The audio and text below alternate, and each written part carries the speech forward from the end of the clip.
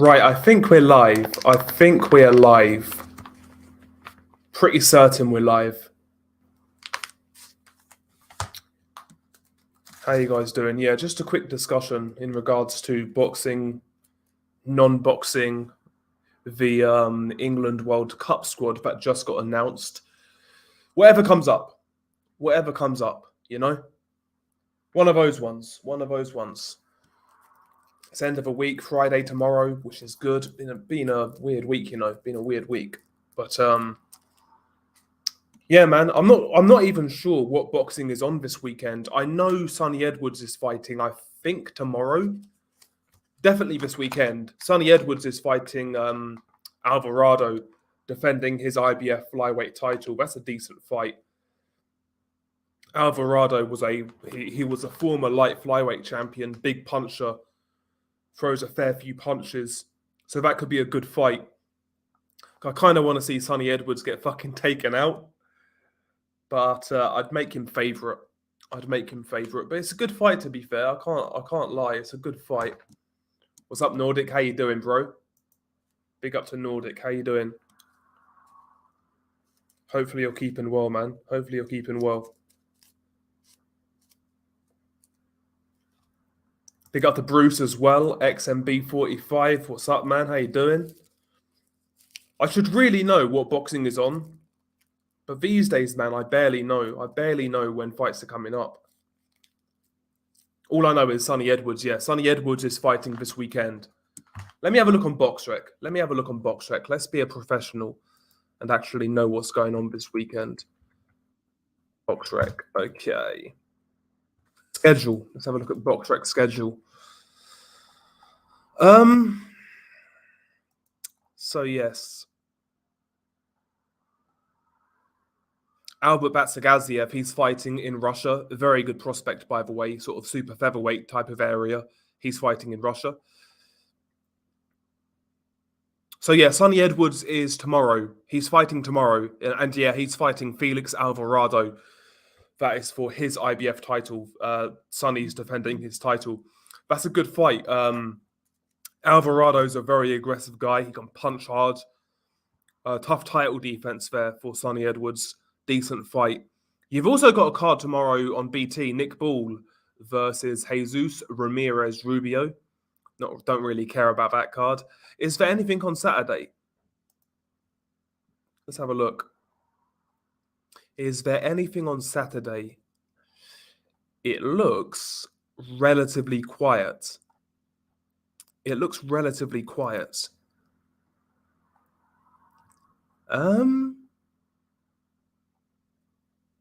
Yeah, man, it's a pretty shit card all around. Sorry, a shit weekend, I should say.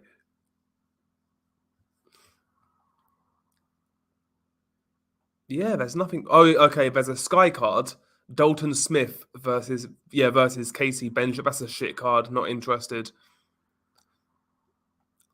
Basically, I think, Sonny Edwards is the main fight this weekend. That's how you know it's a bad week. When Sonny Edwards is like the main guy fighting. And Janibek fights this weekend. He's fighting Denzel Bentley. That fight's had no promotion whatsoever. Janibek's going to destroy Denzel Bentley. Bentley is a good domestic level guy, hard puncher, comes to fight, but he'll get taken apart in that fight, as far as I'm concerned. If he goes past 5 or 6 rounds, I think he's done well, to be honest.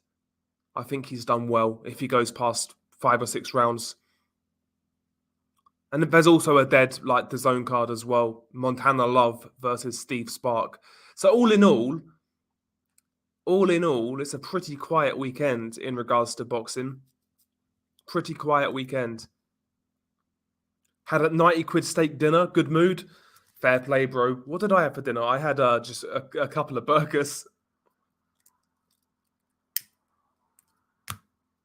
That sounds good, though, Nordic. Yeah, Janibek versus Bentley, yeah. Bentley's going to get wrecked. Sonny Edwards versus some other toddler.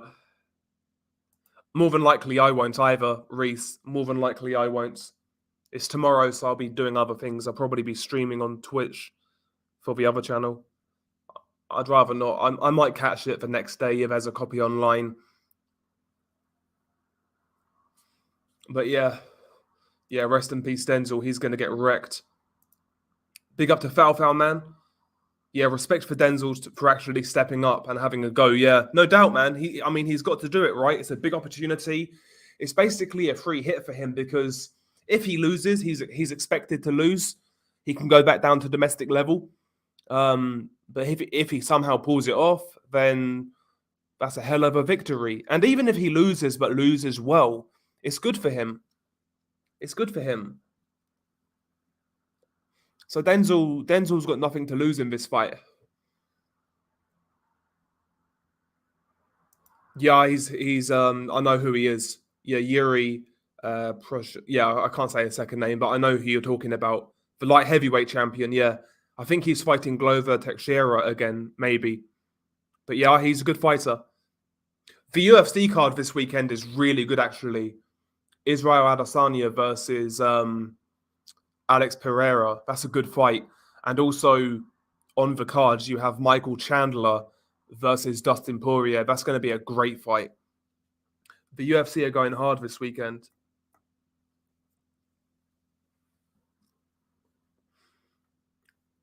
Okay, I've not really seen much of Richardson Hitchens, to be honest.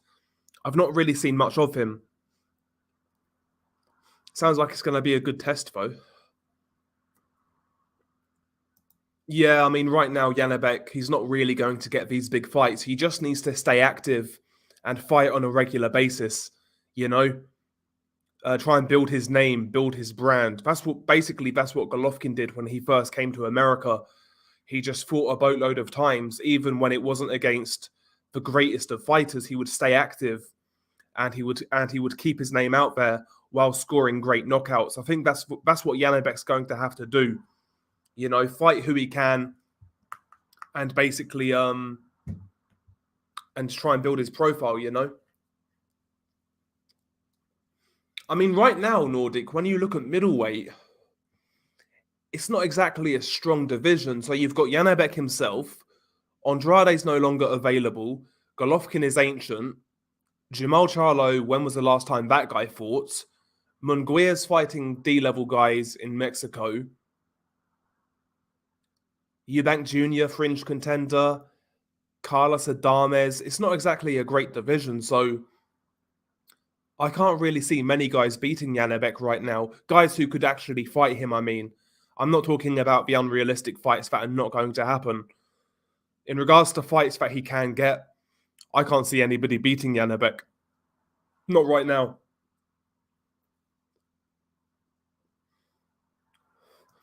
Yeah, I mean, if Andrew Tate, I mean, let's say that fight is real. If Andrew Tate gets knocked out by Jake Paul, I think he loses a lot of gravitas, I guess I would say. I'd actually watch that, though, I'm not going to lie. I kind of want to see it. I do like a bit of a freak show now and again.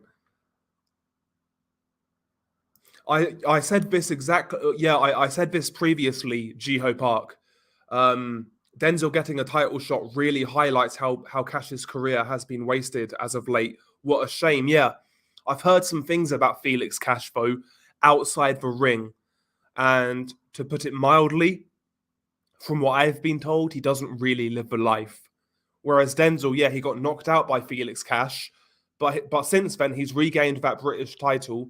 I think he might have won a Commonwealth belt, and he's been active. You know, he's got on with his career, and that goes to show, man, you can't just sit on one decent win and not build on it.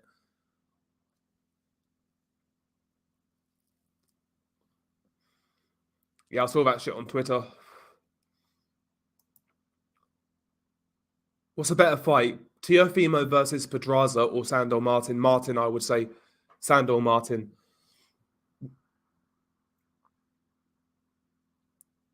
I know the guy you're talking about, XMB, but I never saw it. I know the guy you're talking about, though. Unless it's fixed, Sandor Martin would absolutely school and embarrass Tio. I don't think I'd go that far, but he'll give Tio a very hard fight. Maybe get robbed, one of those ones. I think it'll be competitive, but Yeah, whoever loses gets memed bad. Yeah,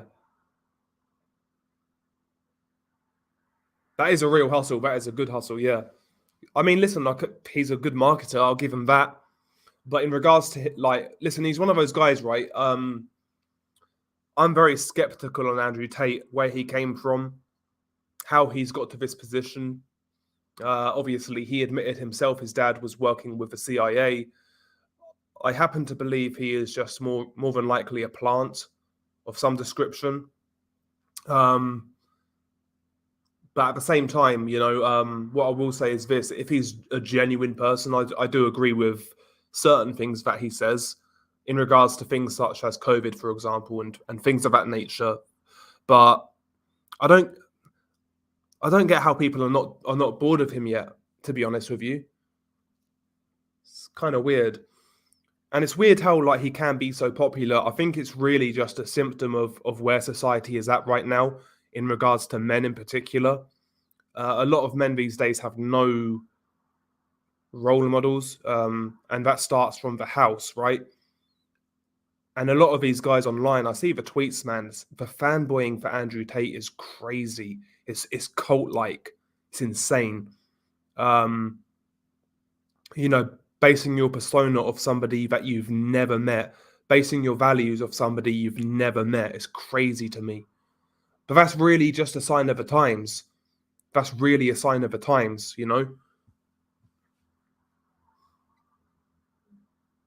Yeah, I think so, bro. There has to be something to that.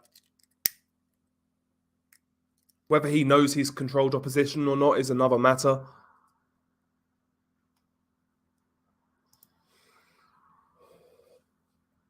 But to be honest, I don't think Jake fights. Sorry, I don't think Jake takes a fight he loses anytime soon. So if it happens, I expect him to win, whether it's real or not.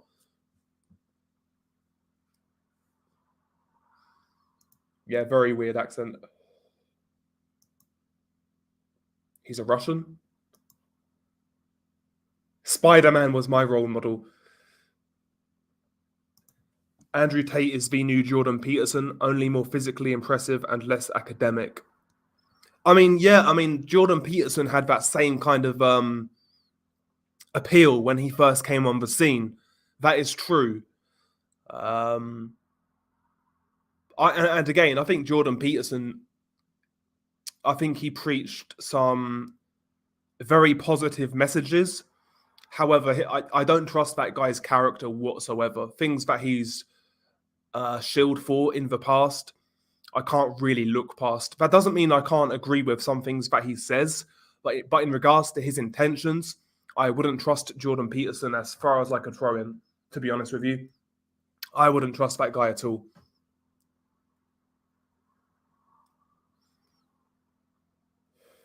So, for example, when the whole vax thing was being spoken, like he shilled for the vaccine. Get vaccinated, damn it! As well as basically he was kind of demanding that social media platforms ask for user ID. Anybody who signs up has to provide user ID, things of that nature. I can't get behind that sort of bullshit. Um, but yeah, he says some interesting stuff, Jordan Peterson. But he says a lot I agree with, but I don't really think it's from a genuine place. Yeah, shit, Michael Van Gerwen. Couldn't stand it. Dreadful. My kids like him. He has a massive influence on TikTok, and him versus Jake Paul could sell silly. Yeah, it could. Yeah, I think it will do silly numbers as well. Yeah, Tyson. Yeah, he is. Yeah, I mean, you see it online. You see it online. He's definitely top 10 Jay's boxing universe. In that fight with Jojo Diaz, he broke the lightweight CompuBox record. He threw so many punches in that fight. Mixed it up really well. Good straight punch combinations. He was a little bit one.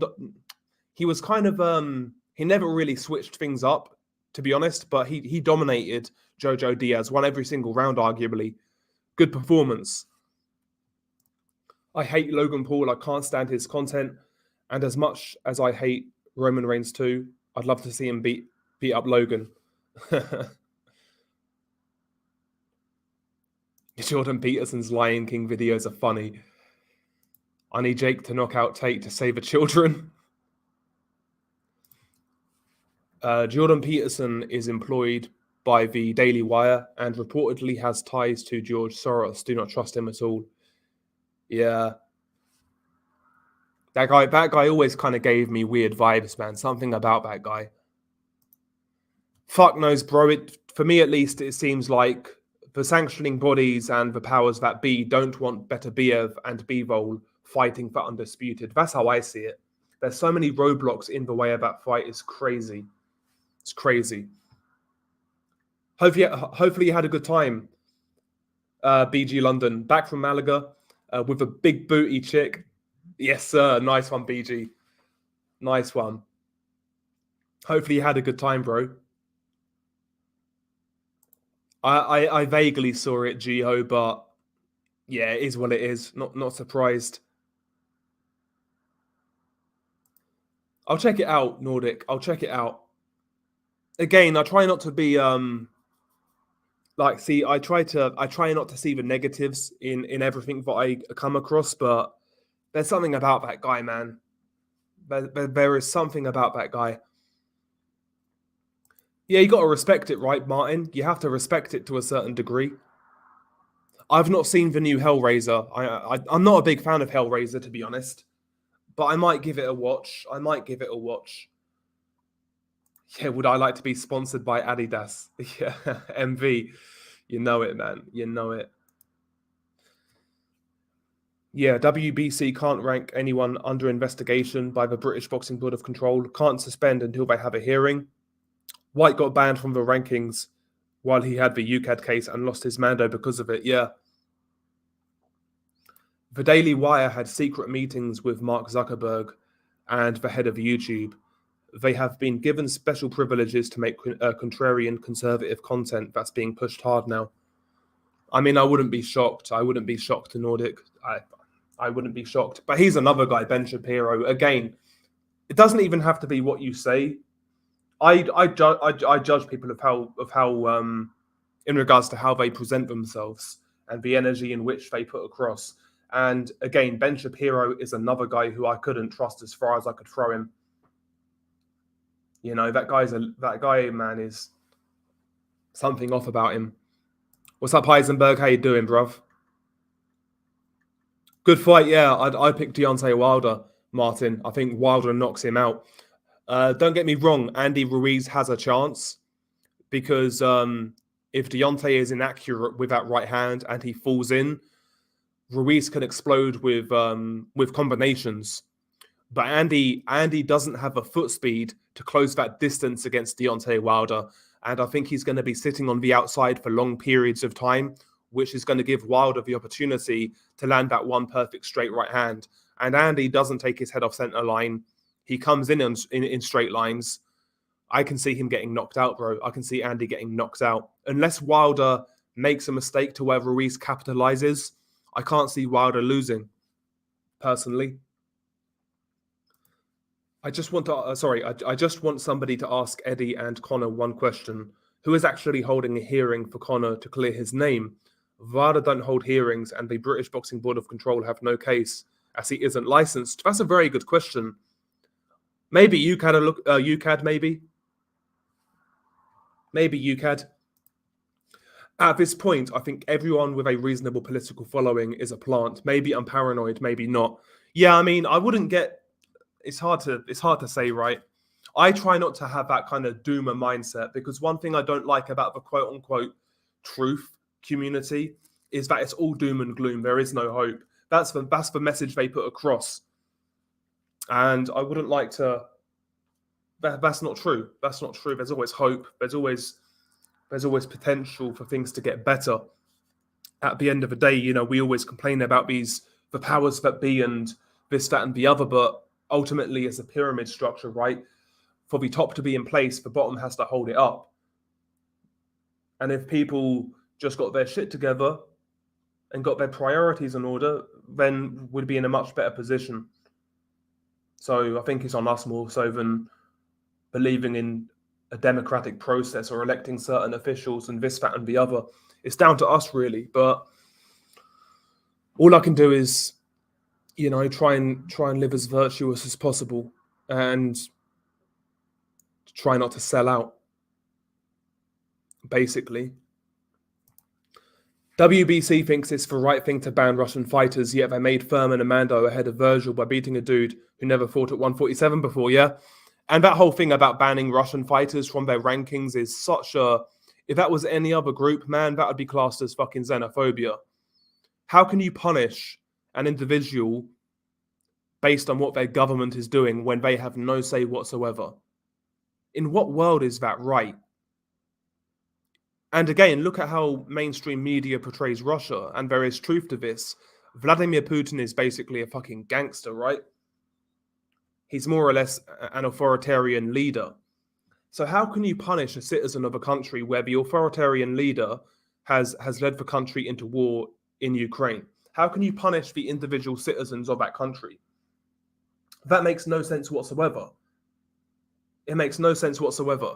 It's just more pointless virtue signaling. That's all it is. That's all it is. You know? What's up, TJ? I'd still lean towards Beterbiev, Heisenberg, but, you know, Bivol really impressed me against Ramirez. I would enjoy watching Tate getting KO'd by Jake, and I would love to see Usyk put Tyson Fury on his ass. I agree. I don't really care who wins Tate and Jake Paul, to be honest, though. Don't really care. Yeah, exactly, Heisenberg. Slow feet, no head movement, head on center line, comes in straight lines. Yeah, I agree, TJ. I think Wilder's going to win. Don't hold it against me, but I watched Jordan and Oliver's boxing podcast. Simon Jordan mentioned he's going into boxing, although not sure in what capacity. Yeah, he could be a promoter. There's no doubt about it, Martin. It's whether he's got the backing to pull it off. He would no doubt be a great promoter. He's got the charisma. You know, he's got the sales pitch. Simon Jordan, no doubt, he can make headlines. He'd be a great promoter if he's got the funds. That's the question. Maybe he could try a managerial type of role. Yeah, it's crazy. It's laughable, Jiho. Yeah, I agree. It might be. You never know. Maybe Wilder does get dropped. You think Andy KOs Wilder? I mean, it could happen, but I think it's reliant on Wilder making a silly mistake. I know Wilder's not a great boxer, but Andy has no foot speed whatsoever. None at all. I mean, Chris Arreola was outboxing this guy on the outside, you know? And I think Wilder can move well enough to keep Andy on the outside. Yeah, Ruiz will show up for the payday. He's thinking about all of the Snickers he could get with that money, yeah. And I wasn't impressed with Andy against Luis Ortiz. A 44-year-old Luis Ortiz, I wasn't impressed with Andy because, you know, aside from the knockdowns, man, he would have lost that fight, in my opinion.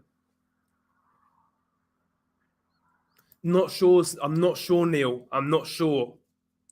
I think that AJ result really, really flattered Andy Ruiz. I really do. But time will tell. I mean, I hope it happens because it's a great fight. It's a great fight.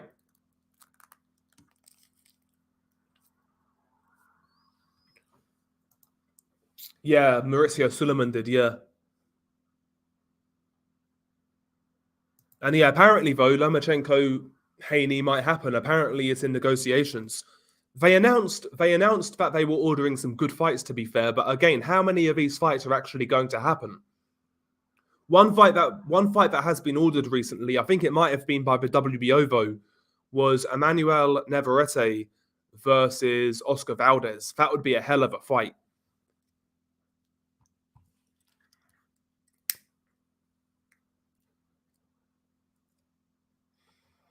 That's the thing for Wilder. That is where the danger lays for Deontay Wilder.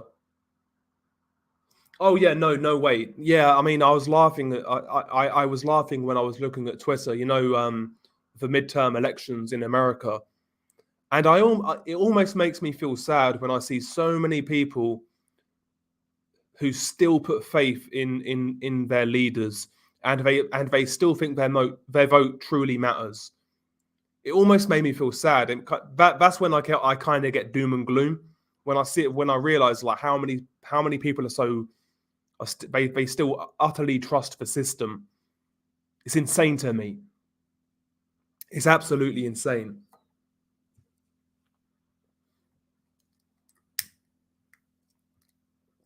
I mean, it's broken, right? I mean, look at Donald Trump, a quote unquote Republican. There's nothing conservative about Donald Trump. The guy's a degenerate. Yet people treat this guy as the Messiah. And they'll tie him in with Christianity, completely bastardizing Christianity and seeing Trump as their savior. Embarrassing.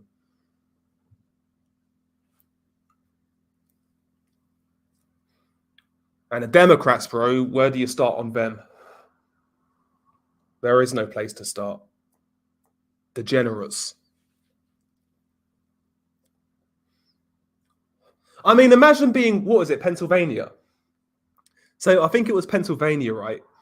So I think the two candidates, the Republican was some fucking TV doctor, and the Democrat was some guy who just had a stroke, who can barely string a sentence together. And they're your choices. And you still think your vote matters, and you still trust the process. Oh dear, oh dear, oh dear. You can't, honestly, bro, some people are just lost. That's why I don't get truthers, man, sometimes, because there are certain people who you will never get through to. Do you know what I mean? Madness.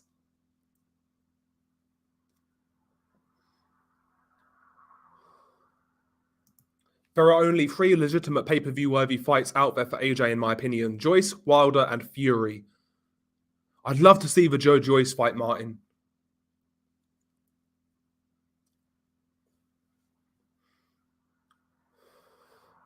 Exactly. Fury versus Usyk in Saudi. Yeah, exactly.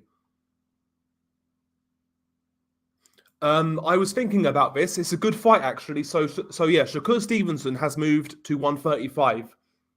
He's vacated his titles at 130. And the WBC have ordered Shakur versus Isaac Cruz as an eliminator. It's a good fight because Shakur Stevenson hasn't fought a guy who brings it. He's not fought a pressure fighter who can punch. Oscar Valdez isn't a pressure fighter. I would say he's an aggressive counterpuncher, whereas Isaac Cruz is a pure fighter with power. He can fight out of that crouch, very explosive. We've not seen Shakur in there with a guy who can maybe disrupt his rhythm. I think that would be a very interesting fight. The thing is, though, PBC have a hold on Isaac Cruz, and it's whether they are willing to work with Top Rank there, because I think PBC may see Isaac Cruz as somebody they could potentially build. But I hope it happens. That's a good fight.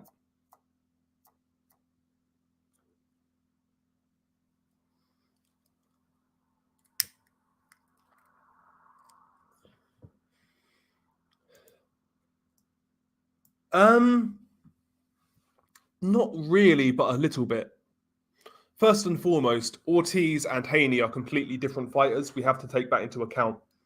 But I didn't like in that fight, to me at least, it looked like Lomachenko was loading up a lot more than he usually did. That he wasn't varying the combinations with speed and power like he used to.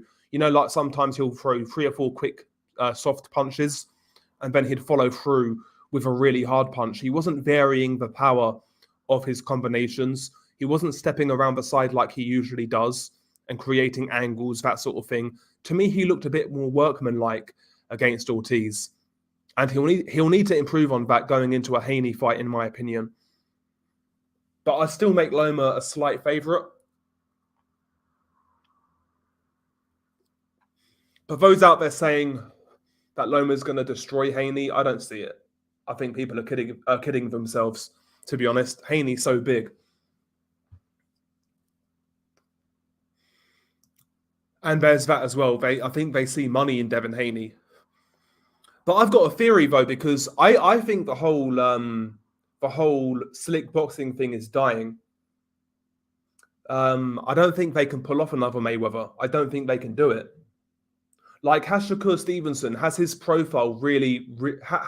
his profile's not really risen that much in the last 2 years. Devin Haney's has a bit, but I think these guys are they're going to top out at a certain level. They're never going to be a Canelo in regards to that sort of star power. It's not going to happen. I think the whole slick boxing era in regards to selling tickets has had its time. In particular, right now, where the heavyweights are actually generating money. I think you're going to have to bring something else to the table. I really do.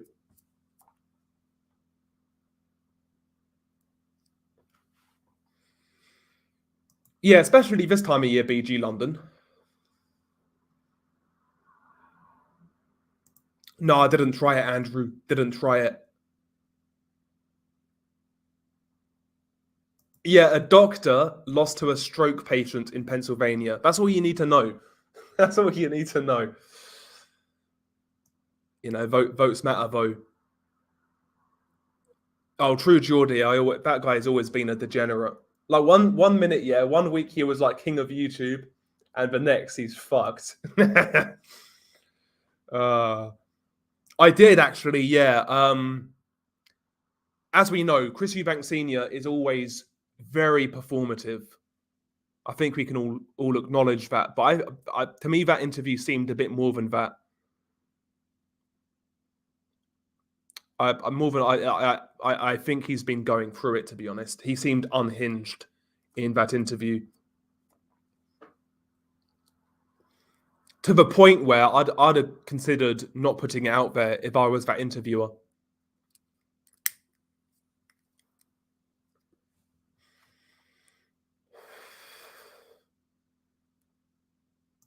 Yeah, I think he's got better since then, though, Boxer. I think he's got better since then.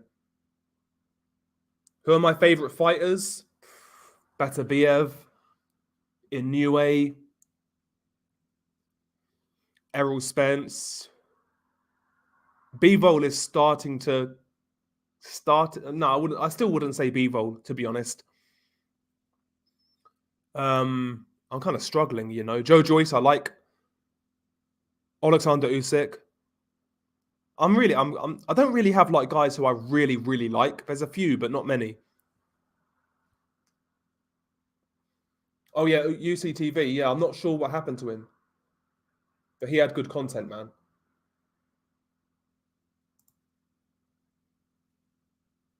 Subriel Matias is another one.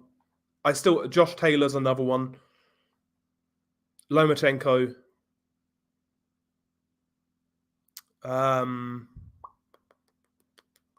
There's a few out there. Roman Gonzalez, how could I forget?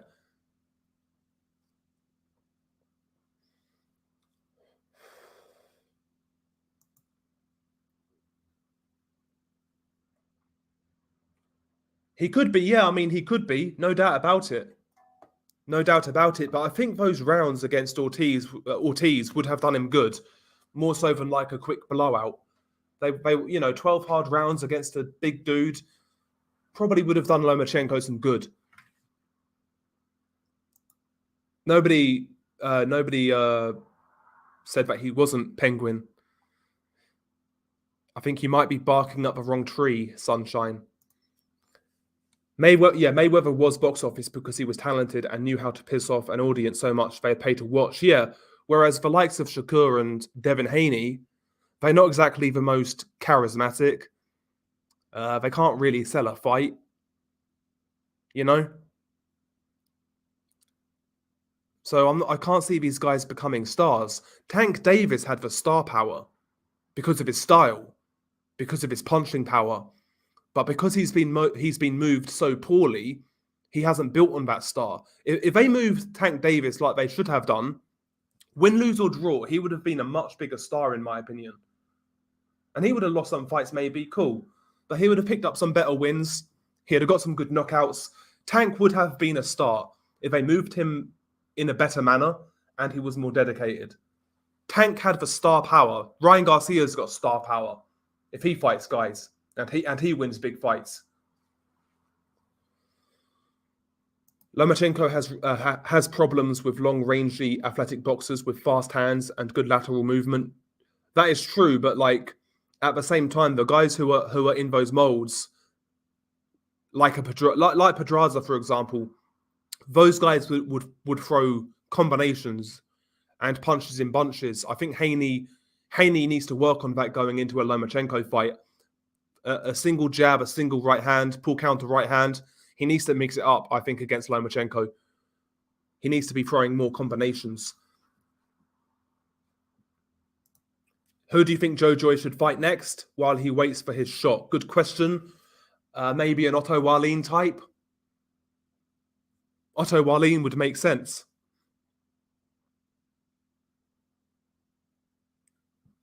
Margarito was good, man. Yeah, Winky Wright, Paul Williams, yeah.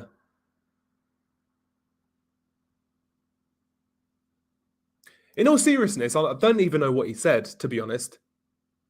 All I saw was him getting fucking dragged. That's all I saw. He lost I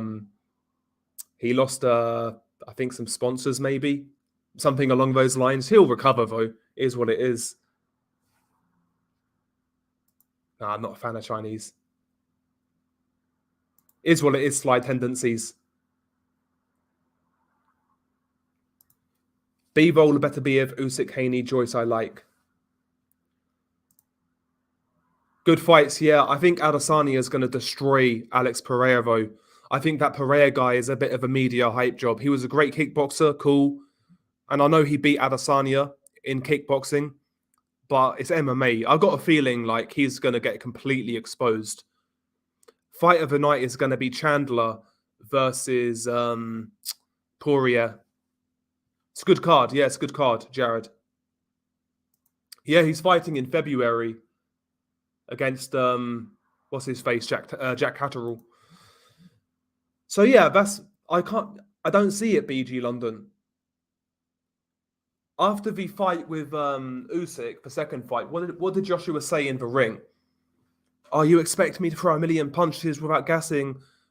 I'm not like 14 stone, I'm heavy. That's what he said. So why get with Roy Jones Jr.? You know, we see what he's tried to do with Chris Eubank Jr., fighting that athletic style, and that's not going to suit Joshua. It's not going to suit Joshua. Again, the best trainer for Joshua is unavailable because I think the best trainer for Joshua would be Sugar Hill. And I've been saying that for years. Kronk style, that would suit Anthony Joshua. But unavailable. I think Kronk style would be perfect for Joshua. Maybe even more so than Fury in regards to like when you looked at both guys a few years, like before Fury went to Kronk, you would have said Joshua could be more of a Kronk fighter. I would say so at least. Yeah, Chocolatito Estrada 3 in a few weeks. Yeah, good fight. I think Gonzalez will win.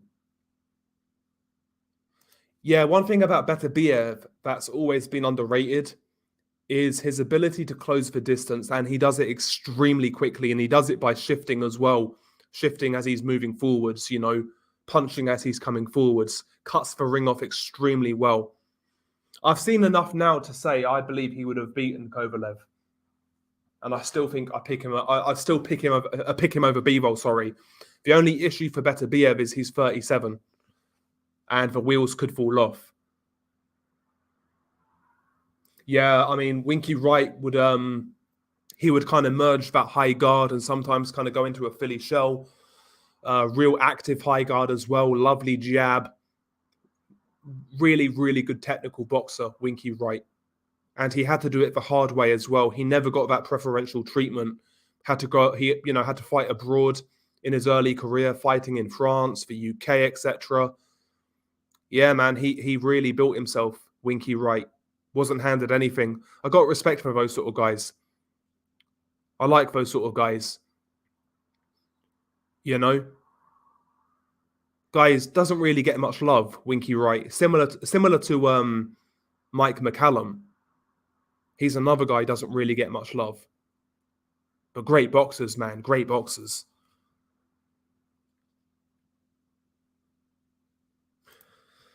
Do you think the reason it took British Boxing Board of Control so long to prohibit the fight because Team Conor Benn was putting legal pressure on them.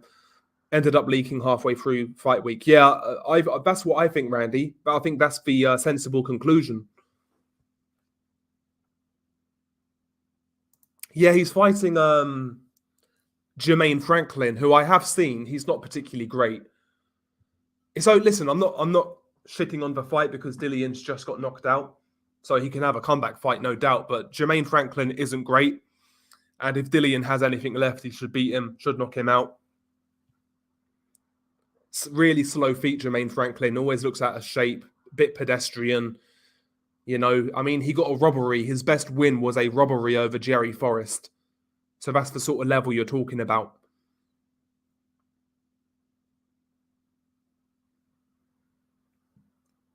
Yeah, I agree, Javier.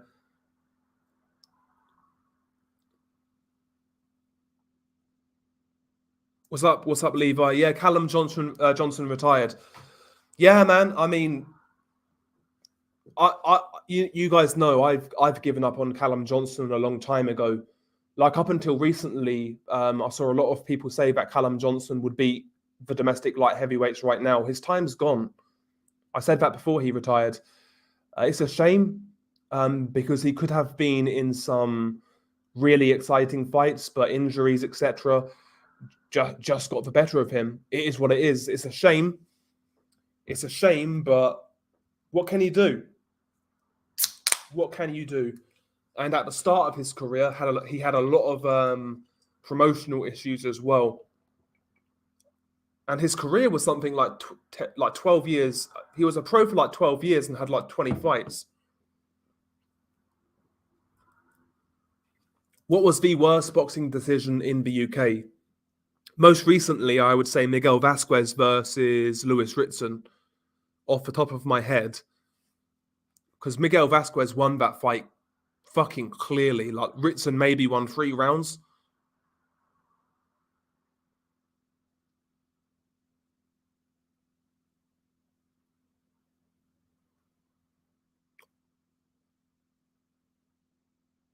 Yeah, I've not seen the fight. I've not seen the fight. I just saw the knockout. So yeah, hopefully he gets better. Hopefully he gets better, no doubt. But from what I was hearing, that fight should have been stopped earlier. Or he should have been pulled out, whatever. Yeah, I'm not convinced by him as a trainer.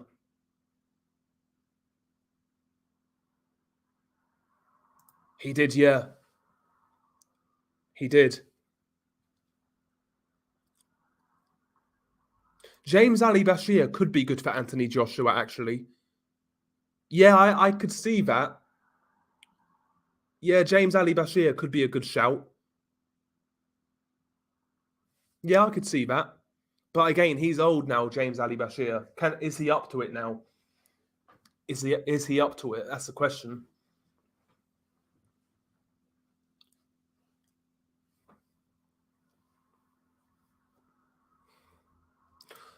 I think he should stop Franklin, to be honest, Levi. I would be disappointed if he didn't.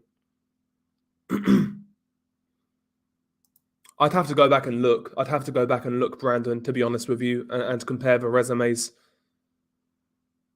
I've just lost a lot of respect for Golovkin. I'll be real. Don't really care about him, to be honest. I mean, his performance in the Canelo fight for me is a big red flag. I know he was 40. I get it, but he did nothing in that fight. Absolutely nothing. Lost all respect for Golovkin. Lost all respect for the guy.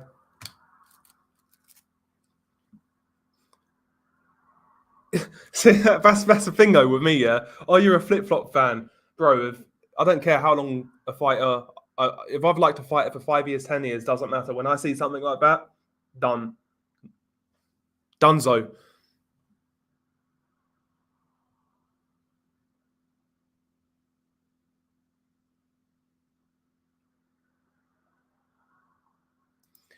Yeah, Roy was hype at times on commentary. He could deliver some good lines, like in a play-by-play sense. But in regards to actually breaking down a fight, I didn't think Roy Jones was particularly good. There's not many people, though, who can break down a fight when it comes to commentary. Who can break down a fight? Paulie Malignaggi can. Paulie Malignaggi can. I don't think Barry Jones is that bad, to be honest. I'm not saying he's great at breaking down a fight, but at least I'll hear Barry Jones, give like technical breakdowns that somewhat make sense in regards to fights.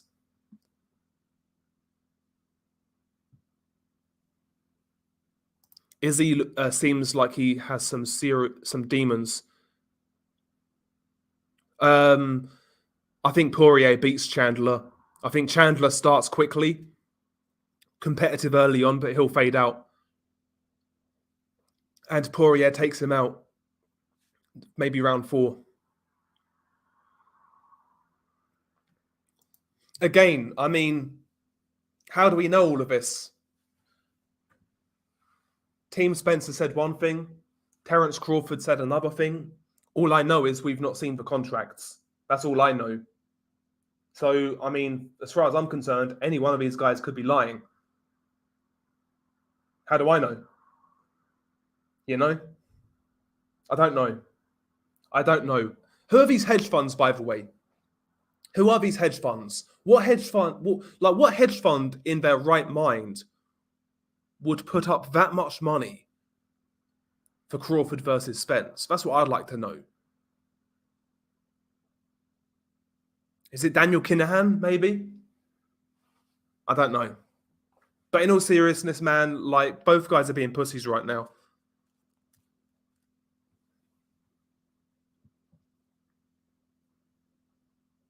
That's how I see it. Yeah, Winky had a great defense. Really good defense. Zili Zhang, do you mean? I'm not sure, to be honest with you. I reckon his comeback will be Dillian White, Penguin, providing Dillian beats Jermaine Franklin, which he will do. What do you prefer? Power like Trinidad, but an Amir Khan chin, or pillow fist like Malignaggi with a Margarito chin? Ooh, I think my ego, I'm talking about my ego, right?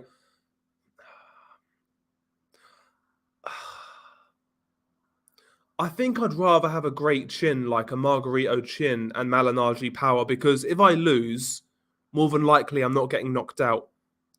And that would be easier for my ego to handle it. Whereas if I got knocked spark out, that'd be a lot harder to take. I think I'd rather go Margarito chin and Paulie power, to be honest.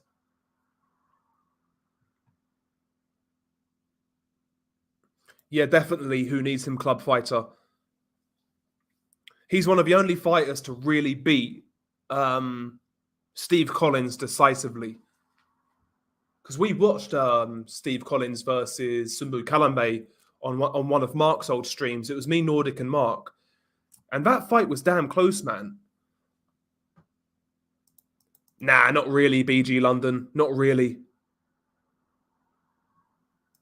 I agree as well.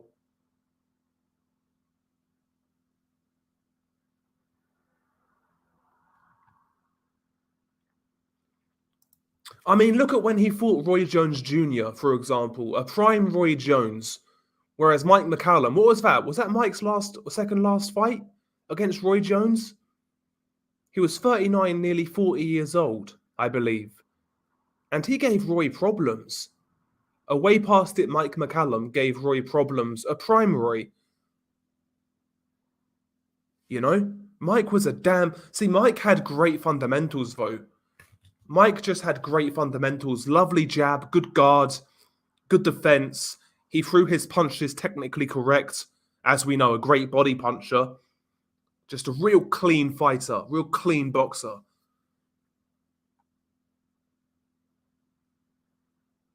No doubt about it. No doubt about it, Heisenberg. But in that fight, listen, man, if he were to fight Beterbiev, could he outbox Beterbiev in stretches? Yes. no doubt. Kovalev in that fight has to hurt Beterbiev. I think he's got to stop him to win.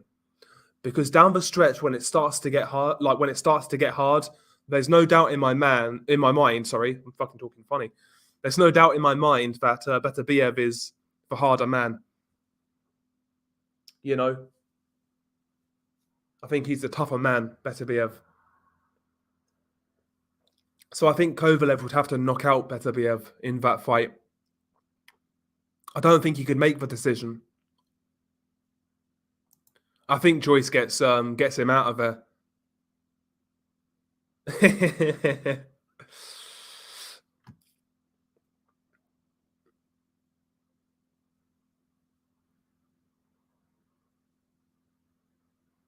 Wouldn't be shocked if it's not Dillian White. I wouldn't be shocked. AJ's comeback path should be Wallin, White, Ruiz, or Zhang. Those are a few fights that would sell to the public and restore his image. Then maybe a mega fight with Fury. Yeah, I don't see why they don't take a couple of fights to try and rebuild Joshua. Get him a new trainer. Have a couple of like lower level fights. Get used to his new trainer. Okay, what I said was Ajit Kabayel as a comeback, then maybe an Otto Wallin or a Zili Zhang as his second comeback. And then after that, maybe then look at a bigger fight. Have a couple of comeback fights, get a couple of wins, you know? Because he'll fucking destroy Otto Wallin and Zili Zhang. He'll beat those guys.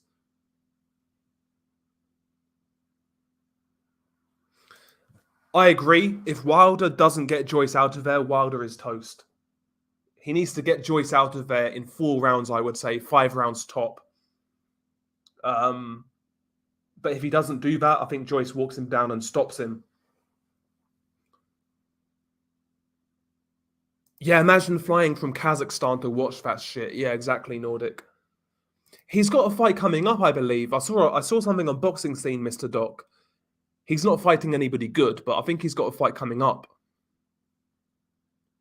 But yeah, he's done nothing since Chisora, and that was 2017, I believe.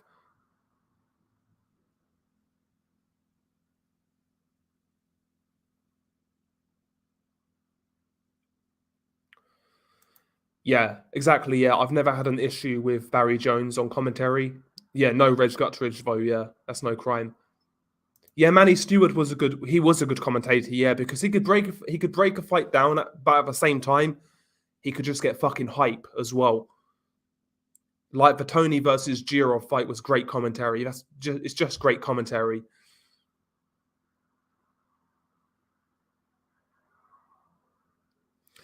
I used to think that BG London, but I think he's turned into a bit of a company man. I'll be real with you. He started out really good. Yeah, I thought he won as well, Mr. Doc.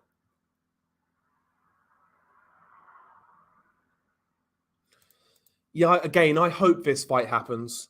I really do. That's the sort of fight boxing needs. It's a big fight. I know people may not be exactly high on both guys. I know there's a lot of doubters for both guys, but that is an interesting fight. There's no doubt about it. Somebody's getting sparked out there, in my opinion. And right now, I think I'd probably lean towards Ryan Garcia as well. I said it before. I think Tank's been way too inactive. I think Tank's been languishing, fighting a low-level competition. I know Ryan's not exactly fought killers, but he's a lot younger, and he's been more active, and he seems to be living the life. One thing I'll say about Ryan Garcia, he doesn't seem to get out of shape outside of camp. That's one thing I'll say about Ryan Garcia. You know? Maybe that is where his modeling shit and all that Instagram shit is good, because he has to stay in shape. Maybe that's one positive, I guess.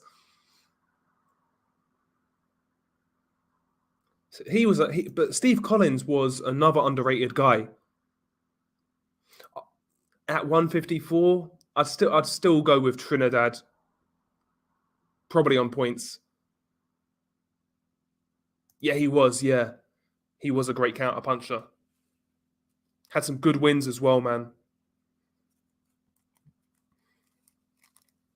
I'm convinced if he was American, he would have got so much more love. So much more love.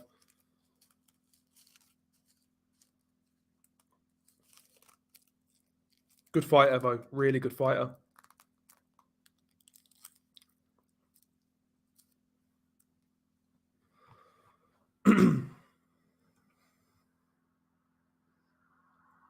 Good fight, yeah. I saw this actually. Frank Martin versus Michelle Riviera is on for December. Very good fight between two unbeaten contenders. Don't get enough of those sort of fights. I agree. I've got Frank Martin though. Riviera's decent, but I think Frank Martin brings more to the table there. I think he's a bigger puncher.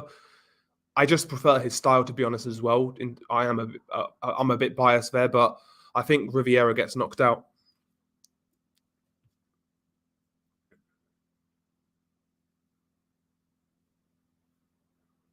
Who's he fighting? Who's he fighting? Yeah, he did. Yeah, Mike McCallum systematically broke down Julian Jackson and Michael Watson. McCallum also had a tungsten chin. Yeah, his chin was great, man, across all of the weights as well, because he started at 54. And even at light heavyweight, man, he could take a shot way past his best as well. Had a great chin. In fact, he's a name that doesn't really get mentioned when it comes to like great chins. I know he had a great defense, but yeah, I mean, very good chin. Very good chin. And he's one of those guys as well, right? I know he never really had like a massive like he's not really considered like one of the best middleweights of all time. But in terms of head to head, I'd pick him to beat a lot of middleweight champions. I really would. Crimea River, but I'd pick Mike McCallum to outbox Marvin Hagler. There you go.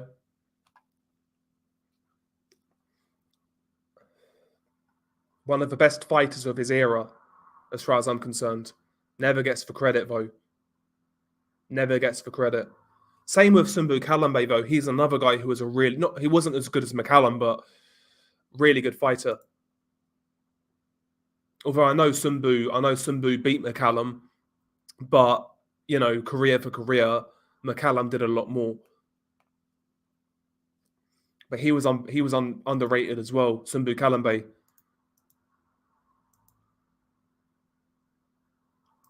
I'm pretty wasn't fucking Sumbu Kalambe from like the Congo, and he based himself out of Italy, I believe.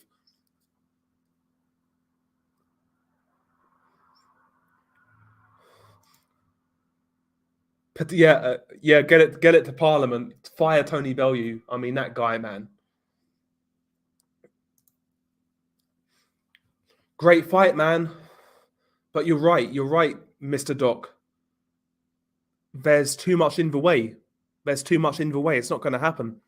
We're going to be talking the same how we're talking now in 5 years about that fight as we're talking about Crawford Spence now. That's going to be that's for reality. And in 5 years' time, you're going to hear these retard fan bases of both fighters say, "Oh, the fight's going to be bigger in 2 years' time," and they're going to be saying that in 5 years.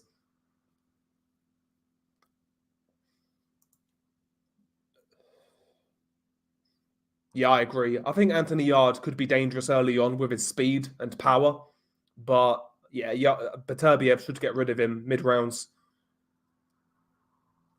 No doubt. Yeah, no doubt. But when it comes to Beterbiev, I think there's this narrative that he's got a bad chin because he got dropped by Jeff Page. It was basically a slip if you watch that fight. He wasn't hurt. It was a balance thing. And he got decked by Callum Johnson, who is a massive puncher, if nothing else.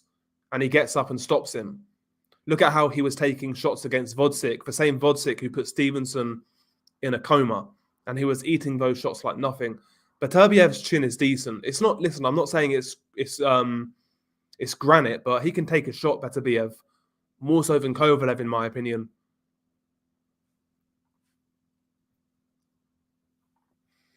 Like, I can't see a world where Andre Ward could hurt Beterbiev to the head.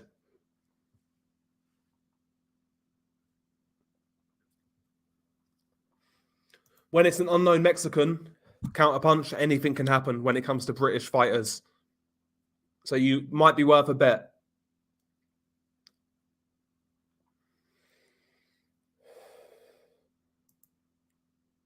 Yeah, Lorena has skills, Levi. He does have skills out of that southpaw stance. He's quite crafty with his left hand. But he's good at punching in between your punches, is what I've noticed. He's got good timing, but I think Dubois is just going to be too big, too strong. Like Cole Froch, you know?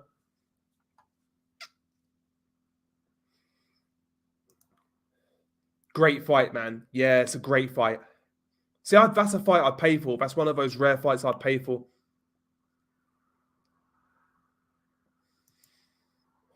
Oh yeah, Bivol has a chance, no doubt. I'm still rooting for Beterbiev, though, my boy.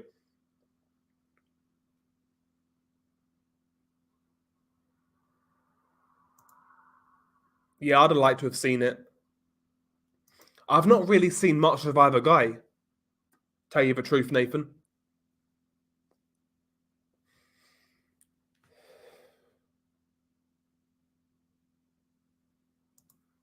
I need to see that fight back. I know he got stopped in the second fight, but I never thought it was a robbery, to be honest.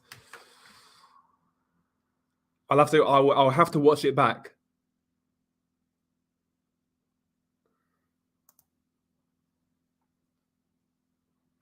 Yeah, I've never seen Ryan Garcia and Chris Eubank Jr. out of shape. Yeah, that is one thing they have going for them. They're never out of shape. I've never seen Chris Eubank Jr. with an ounce of that on him.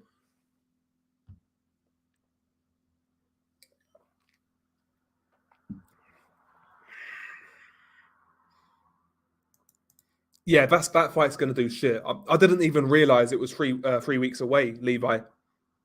I didn't even realize it was 3 weeks away.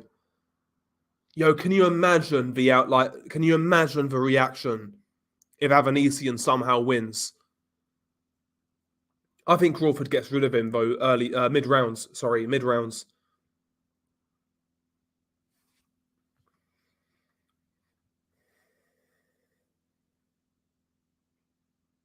Yeah, I agree, Levi. I think Riviera. I think he's all right. He's all right, but I think those Ali trunks fooled people. You know, that Ali impersonation fools people. I don't think he's anything special. Whereas Frank Martin, I believe, has got potential.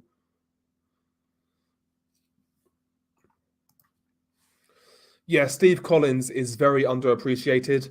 They tried to say Eubank was far removed from his prime when Collins beat him, even though Eubank was younger than Collins. Yeah, and like Doc was saying, Eubank after that fight had good performances against the likes of Steve Collins. Carl Thompson at cruiserweight. Was he past his best? Yeah. But was he shot? No way. No way. Even when he fought Joe Calzaghe, if you watch that fight, I don't think Eubank was a shot fighter. Again, past his best, yeah, but shot? No, not for me. Like, Eubank would always struggle with someone like Joe Calzaghe because of the output. Like, Eubank was very economical with his work. And he would always struggle with a guy like Joe Calzaghe and a tenacious guy like Steve Collins. Nigel Benn, on the other hand, was definitely past his best, though, when Steve Collins fought him. Definitely past his best. But people exaggerate with the Eubank one because Eubank was unbeaten going into the first Steve Collins fight, officially at least. Officially, at least.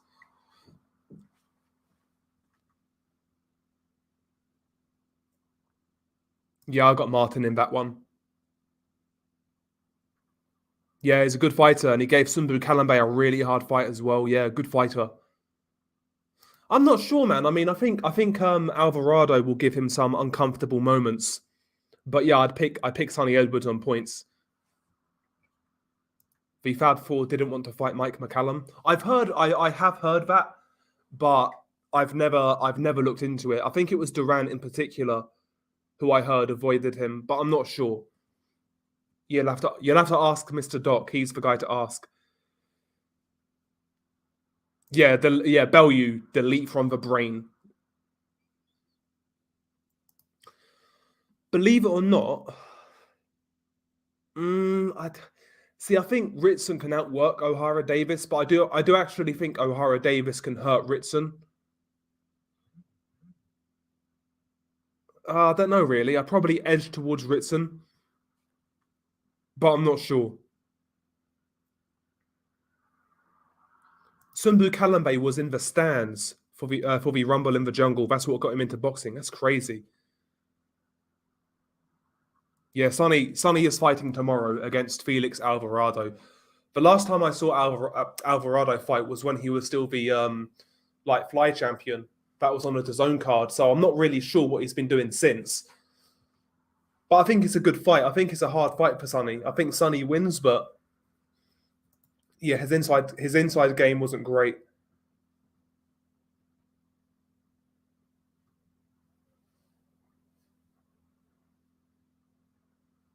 Yeah, it's a castration if Beterbiev finds those nuts.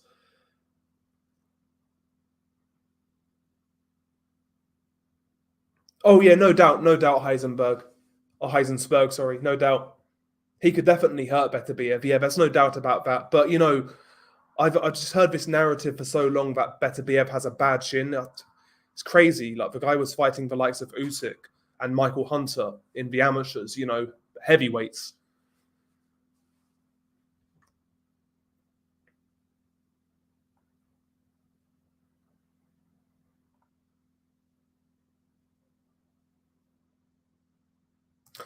Yeah, it's not surprising though. It's not surprising. That's boxing for you though. That's boxing. Oh yeah, they were blatantly low blows. That was one of the most pathetic. Like that night was so bad. The whole Ward Kovalev fucking saga was so bad for boxing, man. And it was basically HBO's final nail in the coffin as well. That was basically how they went out. John Hedges retired? I know the name. I know the name. Or do you mean John Doherty? I know John Doherty retired.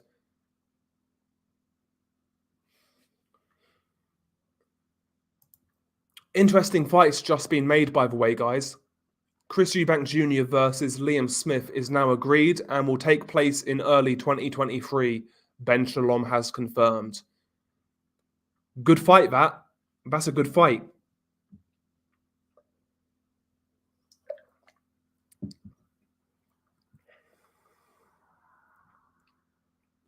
Yeah, I know, right?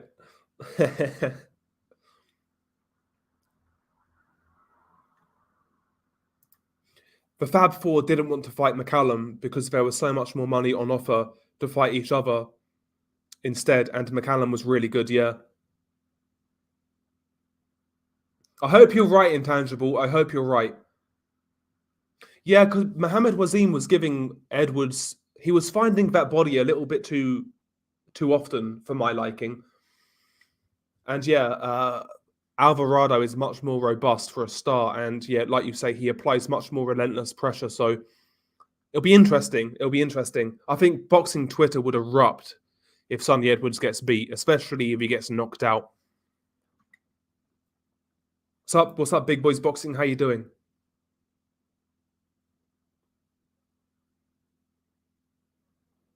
That is true, to be fair. And it's not exactly like Tommy Hearns was an easy fight, right? As we saw.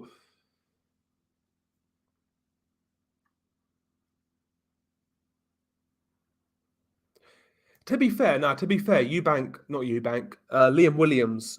Smith, sorry, fuck's sake. Liam Smith looked pretty good in his last couple of fights. I don't mind that fight. I think that's a decent fight.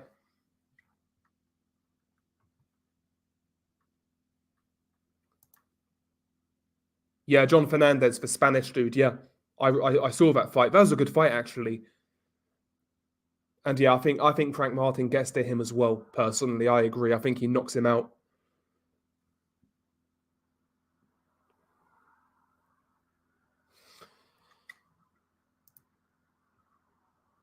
Yeah, that's a good point about Felix Alvarado. That's a good point. And yeah, you're right. He does load up with wide punches quite a lot. Yeah, he needs to utilize that jab coming forwards as he's applying that pressure.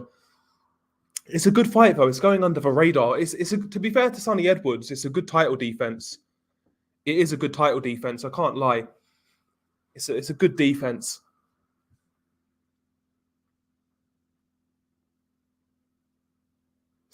To be fair, I didn't see that fight. I'm not going to lie to you, but I've been impressed in what I have seen.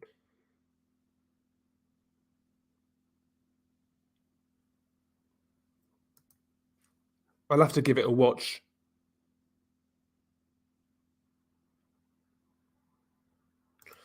Yeah, I think Sonny will get his eventually. I'm not sure if I'd lean towards him over Alvarado. I'd pick him to beat Alvarado on points, but we'll see with Sonny. I'm looking forward to the day he fucking gets stopped or just gets beat up. I'll be happy. But I can't lie, Sonny is good. He's decent at least. He's decent. He's decent. I can't lie. Yeah, I think he could get to Rivera's chin. Or Rivera, sorry. That bootleg Ali impression, yeah, looks nice, it looks cute, but I've never really rated him. I don't think there's much substance with Rivera. I don't think there's much substance there. Maybe I'm wrong. Maybe I'm wrong.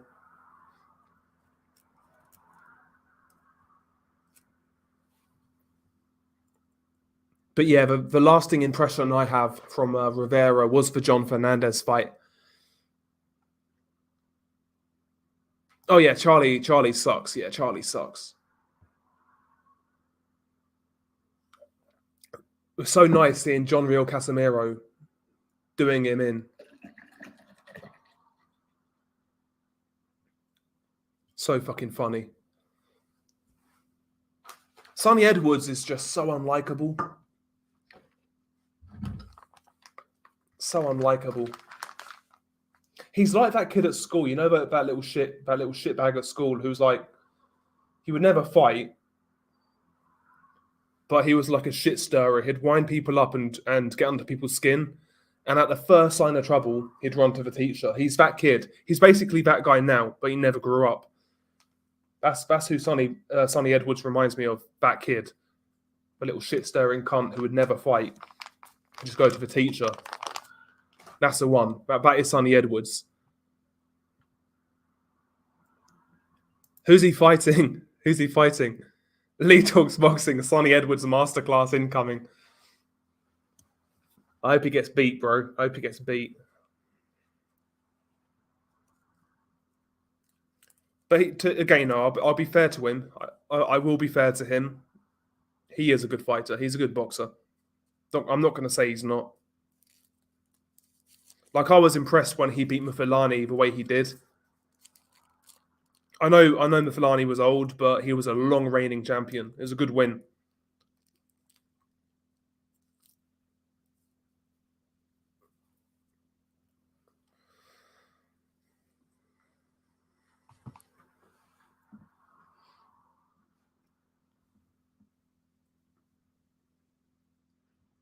Yeah. Yeah, that was Martinez, Julio Cesar Martinez. He was supposed to be coming back as well against Mukjo Arroyo, but Arroyo pulled out. I think he's still fighting end of this year, Martinez. I know he completely got undressed by Chocolatito, but Martinez can still be in some really good fights. He can still be in some really good fights. I still really want to see Martinez versus Edwards. I would assume so, Levi, because Liam Smith doesn't really have any. He doesn't really have anything over Chris Eubank Jr. in terms of marketability. Oh yeah, hit the like as well, guys. Yeah, smash that like. He'll be back, Punisher. Penguin, sorry. He'll be back, bro. He'll be back. He's not done. We all know he's going to get a slap on the wrist at worst. That's it. And he'll be back. No doubt about it. Alvarado is kind of like the lower weight Andrade insofar as he hasn't got any big fights due to promotional and national isolation since the Reveco fight. First big fight since 2014. Yeah, and he looked good when I last saw him. I think that might have been on a Canelo card in America. I might be wrong. It might have been on the Canelo Yildirim card. It's been a while, though, since I've seen him.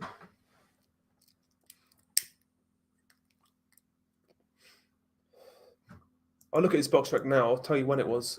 Felix Alvarado. Kind of want to see what he's done recently. Felix Alvarado.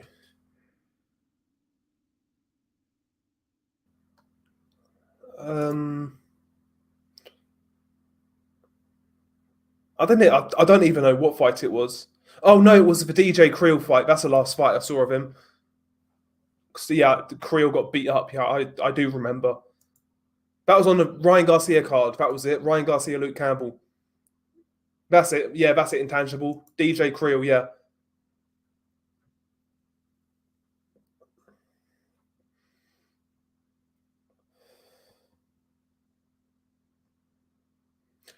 Bro, I have to Google these days, bro. I have to Google.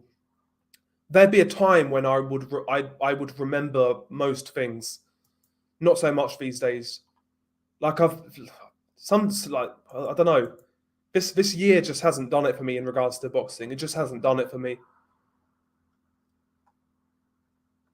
In fact, fights I'm looking forward to most this year are fights like fucking Ryder versus Zach Parker. That's one of the fights I'm looking forward to most towards the end of this year.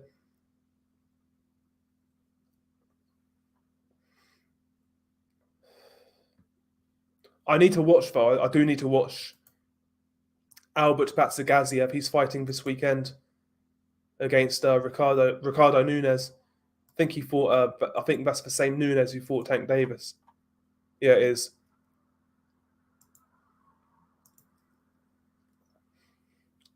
I wonder what weight it's at because he turned pro at like fucking featherweight and now he's fighting at lightweight.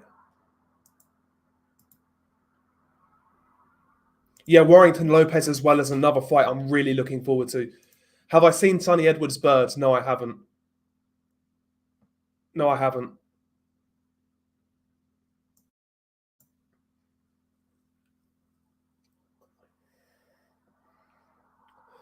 Yeah, he didn't look as good at 135. No way. Yeah, you're right. I don't know what that was about. Because he looked really good against I think it was Manzila. That was that was this time last year maybe. Yeah, Franklin Manzila when he fought him, he looked really good.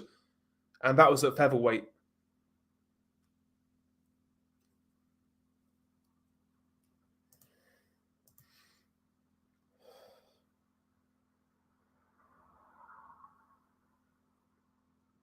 Yeah, I mean, I don't think even the PBC could have pulled that off.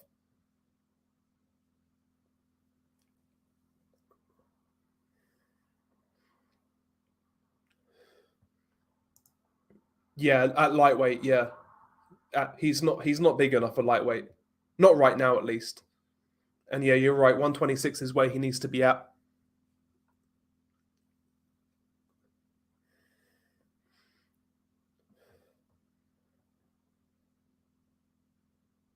Yeah, I think. Listen, I think Martinez just needs to move on. To be honest, it's kind of crazy. Yeah, like he kind of fucked himself against Charlie Edwards. To be honest, but yeah, he got robbed of a KO in the Mukjo fight.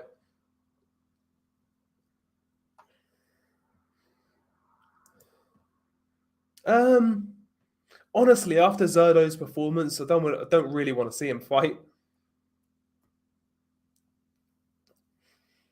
See, I want to see Callum Smith versus Boazzi. Why is that fight not happening? Why is that fight not happening, Mr. Eddie Hearn? That's what I'm saying. There's all of this fucking talk about making domestic fights across cross promotionally with Warren and Hearn. But why is Callum Smith versus Buatsi not happening? Easy fight to make. Put the WBC eliminator on the line. Easy fight to make. I'm not sure what the fuck's going on with Buatsi though. Watch for Angel Ayala to be called as Julio Cesar Martinez's Mando, a Mexican prospect. He is seriously live in that fight. I'll check him out.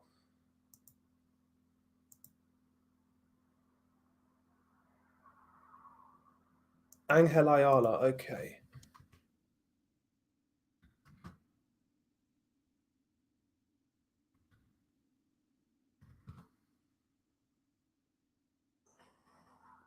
Oh, he's very young, yeah, 22 years old. Very young. Okay. We'll check him out. We'll keep an eye on him. Oh, so he's already beaten Christopher Rosales.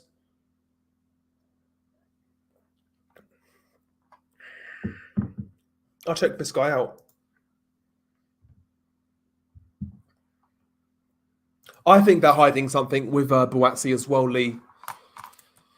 I think they're going to try and get him a title shot and just hope he does well. And, you know, yeah, so he is Beterbiev's next Mando. But according to the WBC, this is what I've heard at least, they would prioritize B-Roll versus Beterbiev if they were to try and make that fight.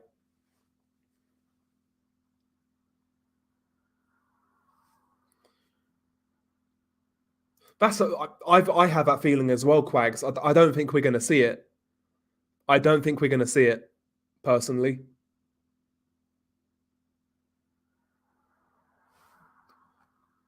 What's up, Chet, by the way? And I agree, I've got Beterbiev still.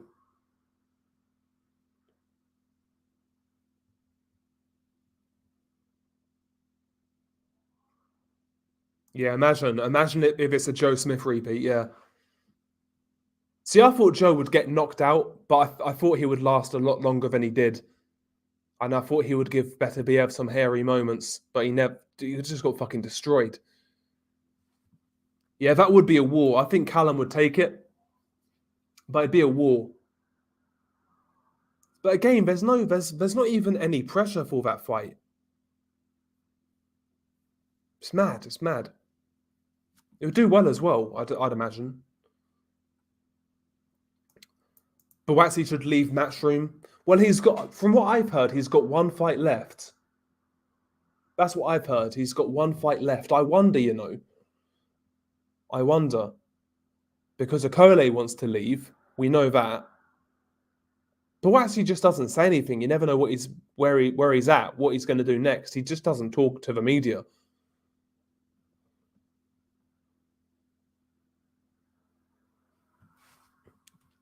Yeah, listen, I hope I'm surprised. But really, when you look at Beterbiev's age, latest, that fight's got to happen by what? Late summer next year, autumn? Any longer than that, I mean, it loses its luster.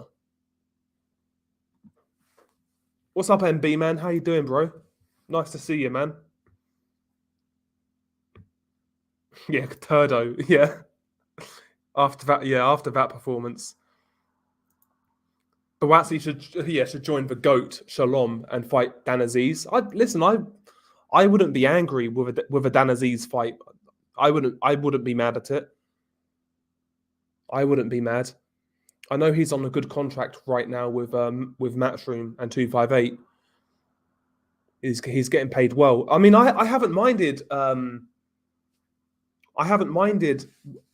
Buatsi's last couple of opponents, Bolotniks and Craig Richards. I think he was moving in the right direction, but the guy's just too inactive. Like, I liked the Bolotniks fight at the time. I liked the Richards fight. Honestly, the Jean Pascal fight made so much sense for him. Experienced, a guy who could take a punch, take him rounds, good learning fight while getting a world title shot at the end of it, providing he won it. To me, the Pascal fight made so much sense.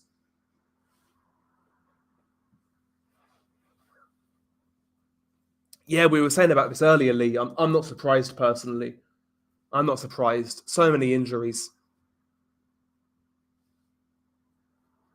Yeah, yeah. I'm not surprised.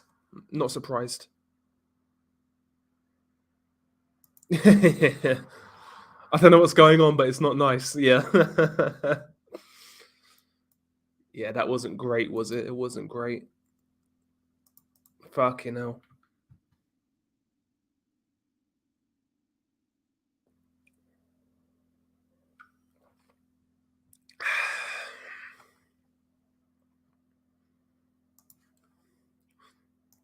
And yeah, what's up, Ian, man? How you doing? How you doing? It's a shame we never got like Johnson in with an Anthony Yard or a Boatsi, but it is what it is. I said towards the end that those guys would beat Johnson. He was just falling apart. And yeah, he was an underachiever really because he won a Commonwealth gold medal. He was a good amateur, carried real power, but you know, even early in his career, he turned pro in like 2009, 2010. And like even early in his career, he was injured a lot, had promotional issues, etc. And yeah, that was a theme really throughout his career. Is what it is. Is what it is. I mean, he was pro for what, 12 years? Something like that. And he had what, 20 fights? Well, thank you, man. Thank you, Chet Collins. Old Henry Cooper versus Jerry Quarry. Who have you got? Jerry Quarry. I've got Jerry Quarry. Be a bit of a war, but I think Henry would have got sliced up. You know, cuts. Probably get stopped on cuts. I would say facial damage. Facial damage stoppage for Jerry Quarry. Be a good fight though. Be a good fight. But thank you, Chet. Yeah, exactly. Yeah. But people. That's why I never like when he was rumored to fight the likes of Boatsi. Like that's why I couldn't pick him, man. He wasn't robust enough. He wasn't robust enough. He could punch, and if he had a clean bill of health, he would have been a decent fighter, decent contender. But yeah, never a champion type fighter. But should have done a lot more, in my opinion. Yeah, I just have I have that like image of like Henry Cooper though, because I'm more familiar with Henry Cooper, so I'm gonna say Quarry. Be a bloodbath, be a war, yeah. But yeah, Jerry Quarry, man. I mean, boxing fucked him up, man. Boxing fucked him up. See him at the end of his life. Pugilistic dementia. He was fucked towards the end. Yeah, he was a bit of a glass cannon, Callum Johnson. He was a bit of a glass cannon. He could fucking punch though. His power was real. I will say that. I was so fucking I loved it when he knocked out Frank Buglioni. Like Frank Buglioni was one of those guys for no reason in particular, like no reason, but I just didn't like him. You know, there's those fighters or just people in general you just don't like for no particular reason. Like Buglioni was one of them for me. Glad he got knocked out. I think Callum Johnson knocked him out in a round as well.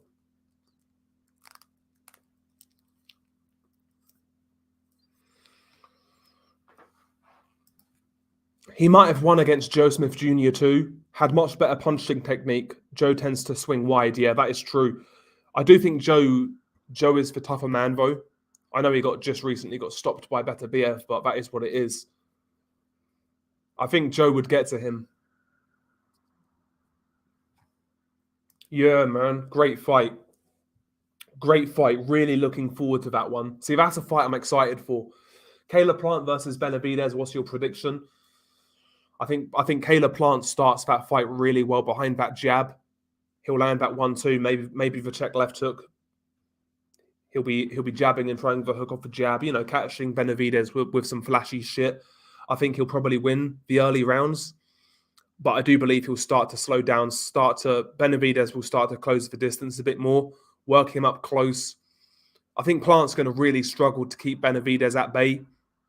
And as that fight progresses, it's going to get harder and harder for Caleb Plant. And I think he'll start to get beaten up from round 6 onwards and more than likely get stopped in the late rounds. I don't think he's got the stamina. I don't think he's got the toughness. I don't think he has the power. And I don't think he's got the skill set to outbox Benavidez for 12 rounds without getting stopped. So I've got Benavidez late stoppage. It's going to be a poor man's version of Miguel Cotto versus Antonio Margarito 1.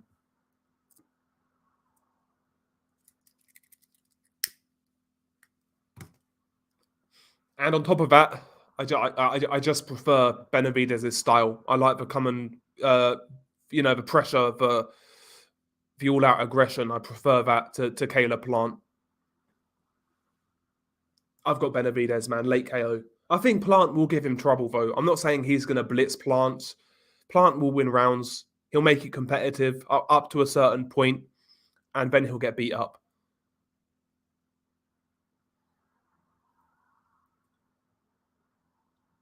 And I think as well, people will be surprised with how much Benavidez's jab troubles Caleb Plant.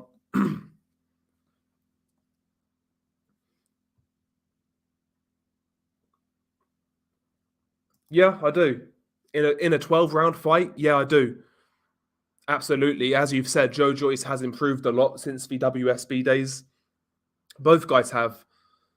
But yeah, Joe's got a 12-round gas tank. And I don't think Usyk can hurt him, to be honest with you.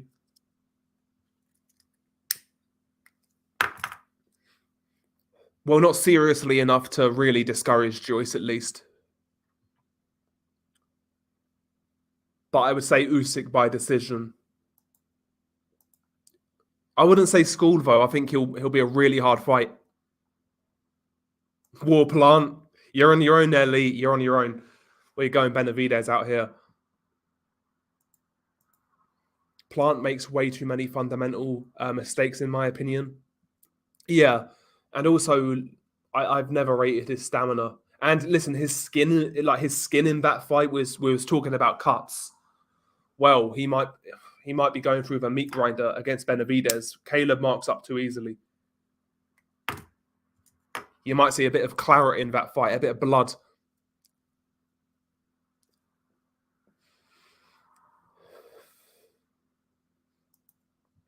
Yeah, I mean, Ali was given extra time because of the gloves.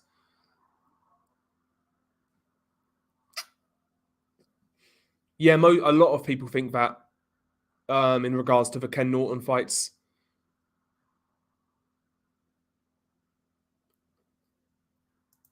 Bullioni versus Burton. That was a good fight, yeah.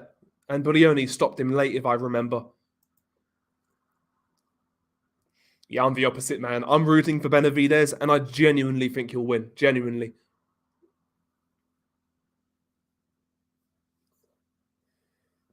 Damn, you saw that. You saw those fights as they happened. Damn.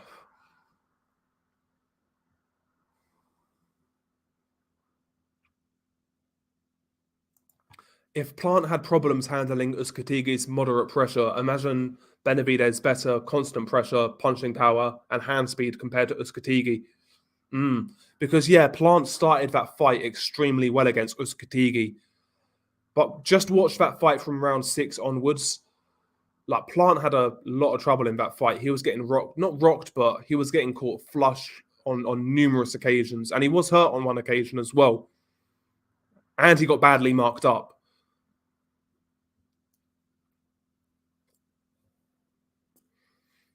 I would worry. I would worry for him down the stretch in that fight. I think Plant in that training camp needs to work on punching power. I know he said he was doing that for the Anthony Durrell fight. Him and Dreadman Edwards were working on sitting down on his punches more. I think he needs to do that in stages against Benavidez. He needs to get Benavidez's respect because he can't tip tap and win that fight. I can't see it. I really can't see it. He needs to switch it up between boxer and boxer puncher, and also counter puncher.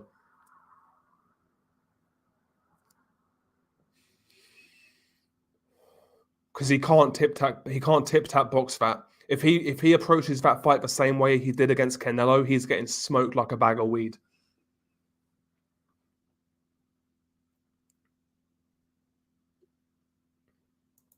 I know Luton very well, Counterpunch. I know Luton very well. I'd root for Plant, but I'd rather see Benavidez versus Canelo, rather than a Plant rematch. There's that as well.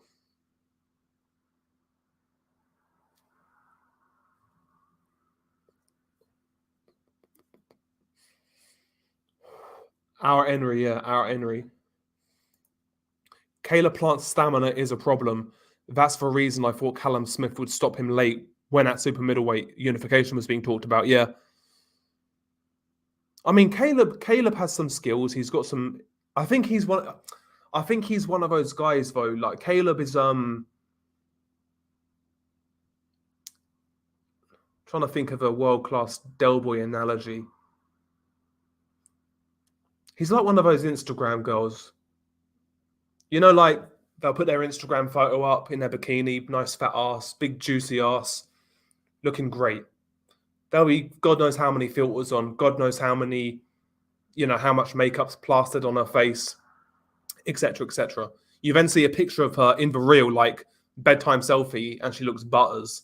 That's what Caleb Plant is. Caleb Plant looks flashy. He looks cute, with his nice little combinations and his 1-2, his pull counter, etc., etc. His little Philly shell looks cute. How effective is it? How effective is it? You'll find out against Benavidez. And I think the answer is not very effective. I think he is style over substance, Caleb Plant. He's like an Italian car. He's like an Alfa Romeo, not even a Ferrari. He's an Alfa Romeo. That's what he is.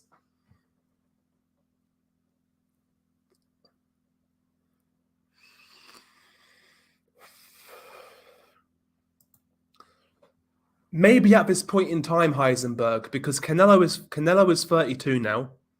He's starting to pick up injuries. His days, I wouldn't say his days are numbered, but maybe it's coming towards that stage. Whereas Benavidez, if he were to beat Canelo, he's got that built-in Hispanic audience. He's going to take some of Canelo's fans.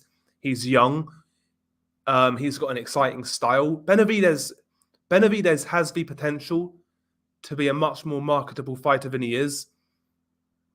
And there is maybe money in him. So I think he'll probably come and fight. Maybe I'm wrong.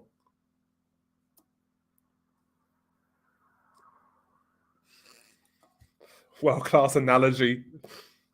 That's pretty shit. I needed more time. Yeah, Canelo is slipping. Now there's blood in the water after that B-roll defeat and lackluster Borat trilogy. Yeah, like I thought both guys. Listen, I mean, as bad as Golovkin looked in that fight, I felt Canelo looked pretty poor as well. There's a few disappointments, Reese. First and foremost, Gareth Southgate is he's a complete fraud of a manager as far as I'm concerned. Complete bum of a manager. He's Ole Gunnar Solskjaer in a waistcoat. He's a fucking PE teacher as far as I'm concerned. Negative as well. Boring tactics, defensive tactics, 5-3-2, 3 centre-backs. When arguably this is, in terms of attacking talent, we actually have some good attacking talent right now. And he wastes that by playing like 17 holding midfielders, 17 centre-backs, and he tries to shithouse his way through games. Reality is this. On paper, Southgate is our second best manager after Alf Ramsey because he got to a final and a semi-final. But look at the route to those in those tournaments. We beat one good team in both tournaments. That was Germany, a washed Germany as well. We got lucky with draws, and even then we had some close calls. He's a shit manager with no tactical nous. I mean, look at the times he was up against it. 2 times. Croatia in the World Cup. Couldn't make a substitute to affect the game. Couldn't do it. Couldn't adjust. Couldn't change formation. Nothing. No adjustments in the Croatia game. Then you go back to the Italy game. Started really well. Went 1-0 up. And as soon as Italy equalised, he never once changed the direction of that game. Sorry, I fucking I nearly spilt something there. But yeah, I think he's a shit manager. In regards to the squad, again, some bizarre choices there. Calvin Phillips has played like 40 minutes all season, and he's been injured, and he's taking him to the World Cup, so he's going to be getting fit while at the tournament. Calvin Phillips, I think he's a decent player, but should he have gone? Probably not. Harry Maguire, come on now. Fucking hell, Harry Maguire, Jesus Christ. I mean, I'd rather have taken Tomori from AC Milan.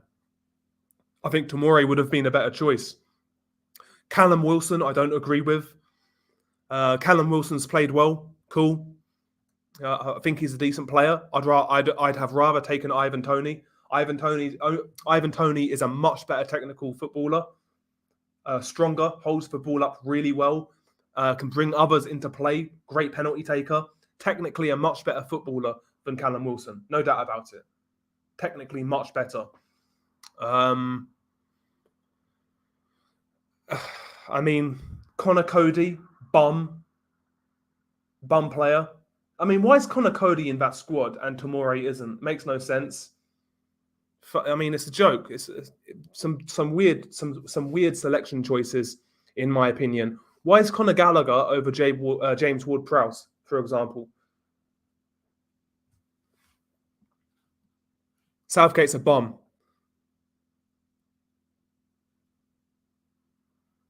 Yeah, as long as Maguire's at centre-back, it's all good. He will be, bro. There's going to be 3 fucking centre-backs, 2 wing-backs. That's what it's going to be. Going to try and shithouse his way through a tournament again and get lucky. This is a reality, yeah? We're not blessed with centre-backs right now, in my opinion. England, that is. I don't think we've got a truly world-class centre-back. I think England should just play a high line with Tomori and John Stones at the back, 4 at the back, like basically a 4-3-3. I'd do an attacking formation, 2 centre mids, Bellingham and Rice. I play Phil Foden just ahead of them in the hole. On the left, Bukayo Saka. On the right, who would I put on the right? Who's in the squad? Who's in the squad again? Or no, maybe you put Bukayo Saka on the right, Rashford on the left, and Kane through the middle. Something like that.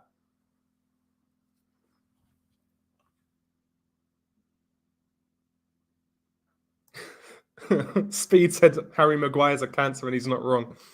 I agree. To quote Dildo Shite, that's a bit of a weird analogy. Yeah.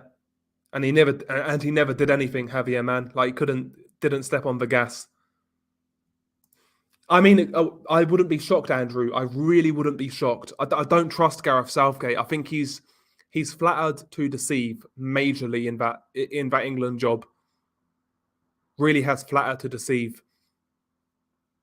And again, you just have to look at the crunch scenarios like the Croatia game in the World Cup, the semi-final. He never adjusted anything. Never changed that game once from a substitution or a tactics change. Never did it. Same with Italy. I can't see us doing well. I think we're really going to struggle. I think reality will set in here and we're not going to get saved by a good draw. That's how I see it. Maybe he'll surprise me and actually play an offensive formation. I don't know, but I doubt it. I doubt it. We can't play an offensive formation with Harry Maguire at the back because we'd have to play a high line, and Maguire in a high line does not work. We've seen that for United time and time again.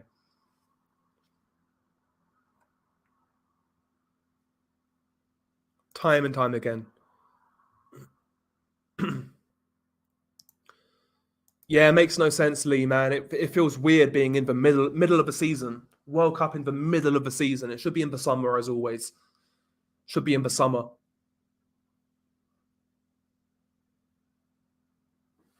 But there you go. I think I've got a feeling Brazil might win it, you know. I've got a feeling Brazil might win it. It's been 20 years since they last won a World Cup.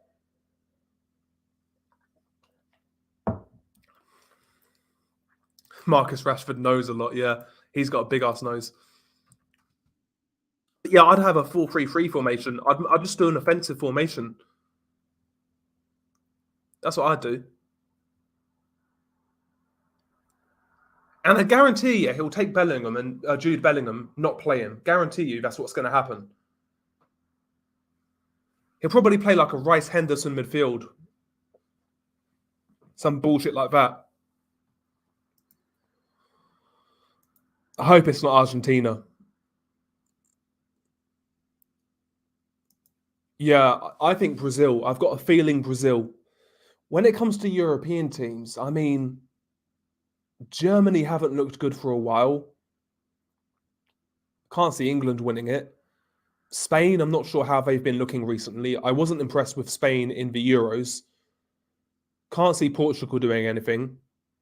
Can't see Holland doing anything. I can't really see a European team winning it, to be honest. Can't really see a European team winning it.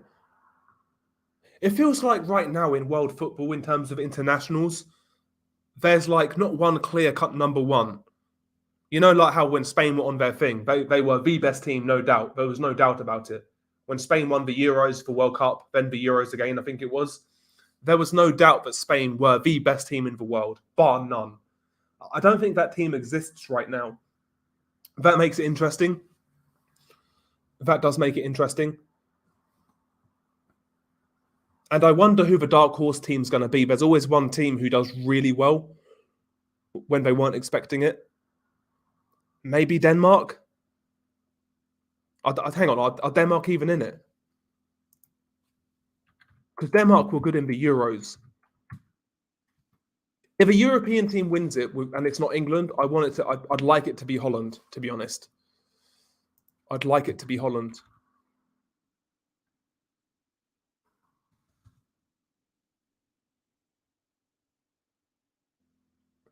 Andrew Tate's a bum. Yeah, Wallin would be fine, in my opinion. I think Wallin would be fine.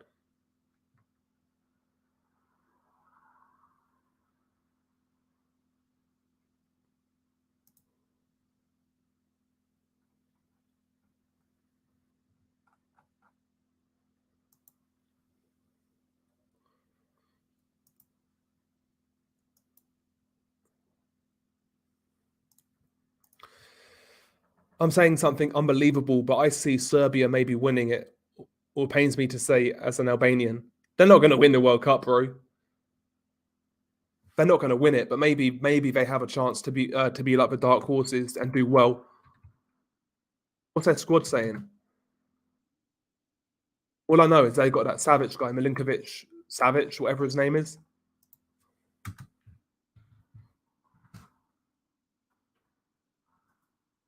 Serbia. Let's have a look at their team quickly.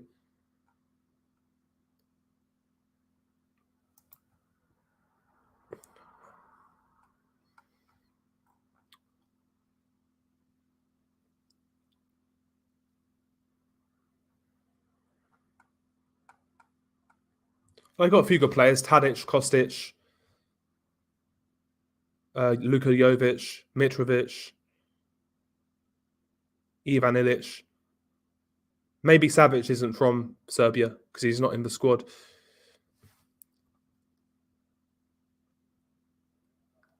But yeah, they got a half decent team.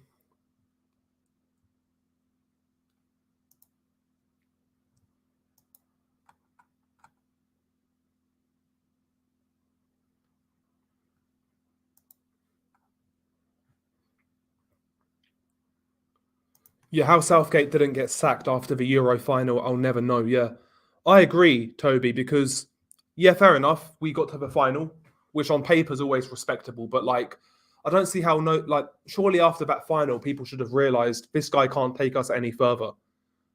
You saw the tactics, you know. I don't see how like that decision wasn't made.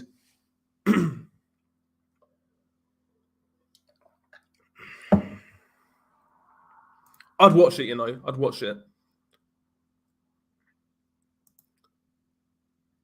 I'd like some. It would be nice if somebody random won it, like not one of the big countries, like someone like Serbia, for example. That'd be hilarious. or like Switzerland or someone like that.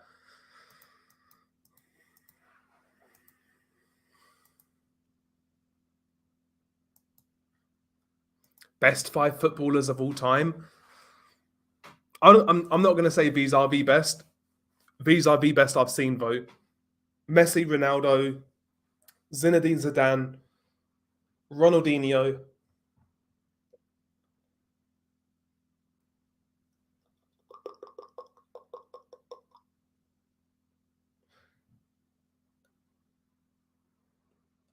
and I'm going to say Xavi. What's up, Canon? How you doing? Long time no see, bro. Hopefully you're well. Yeah, we were saying I don't see it going well for England, Canon. I really don't. My pick right now is Brazil. Brazil Brazil to win the whole thing. My pick is Brazil. I think they've got a good shot. It's been a long while as well since they won a World Cup, 20 years. So I can see Brazil winning it. I think their squad's looking quite tasty right now as well. Let's have a look at their squad quickly.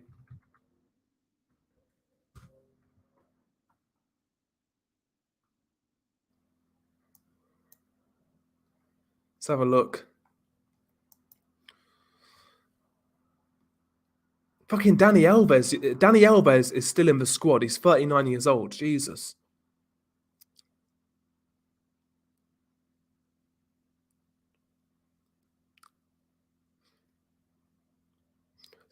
It's just the attacking talent of Brazil, like Neymar, Gabi Jesus, Vinicius Jr., Martinelli, Anthony. They got so much attacking talent. I think Brazil have a really good shot. I really do. It's just who they play in midfield.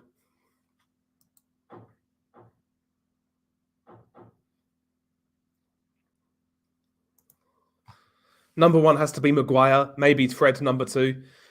I wouldn't put Fred on my most hated list though. Like Fred isn't great, but like he's not as bad as, for example, Scott McTominay. Like Scott McTominay is genuinely a dog shit footballer. Where I have seen Fred have the odd good game. Like I think Fred maybe in the right midfield probably would be an all right player, but McTominay is just he's a bum of a player.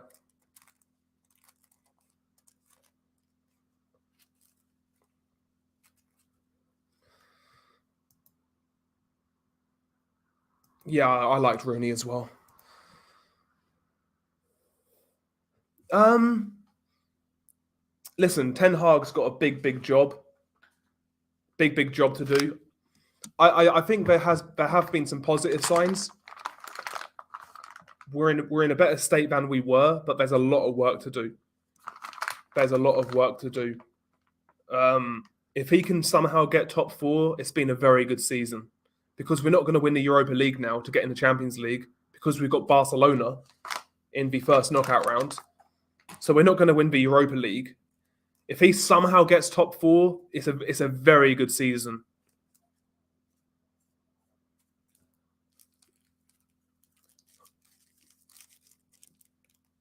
But I think he's trying to work something out, Ten Hag. You can see that he's trying to like build a philosophy, build a team, build a team ethic. Whereas you never saw that with Solskjaer towards the end, or at all, to be honest. You never saw that with Rangnick. So I think Ten Hag is a good manager. Yeah, I'm a football casual as well, Lee.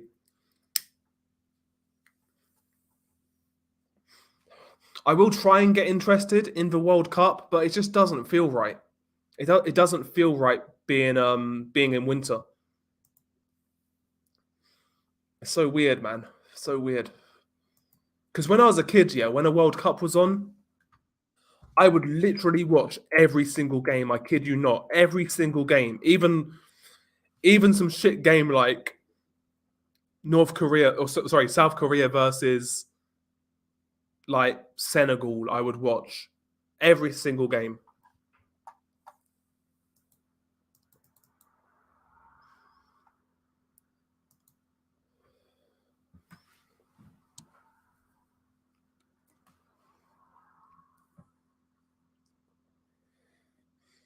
No, I didn't see it, but I'm not surprised. That guy's a nut. That guy's a nut.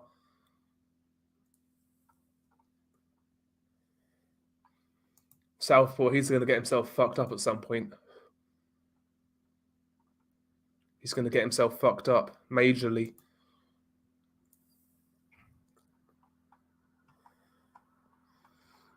Do you know what I mean?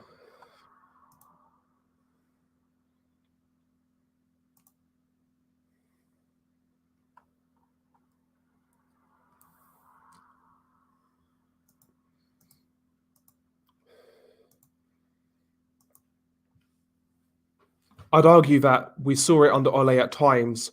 They often went on a good run of games, then got battered a few times and went back to reality. There was that, but even when we was on runs with Ole Gunnar Solskjaer, it never looked like we was playing with a philosophy. You know what I mean? Whereas with Ten Hag, it looks like he's trying to be more possession based, like he's trying to build some sort of philosophy.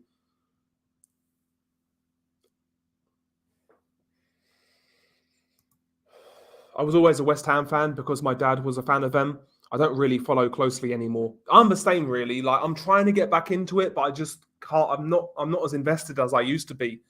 Like when United lose, I don't get triggered. Like years ago, I'd get triggered when United lost. But these days now, I don't. I'd rather see us win, obviously, but I will get triggered though at the World Cup. Guarantee you.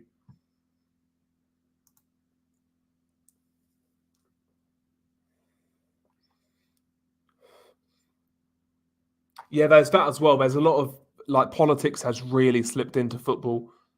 It really has. I never like remember that as a kid when I was watching football. Like when I was like super into football. Like I was really into football maybe 05 to 2013. That's when I was like really invested. But yeah, man, you are right. I think that's just across the board though with all sports. Janebek, 4 or 5 rounds.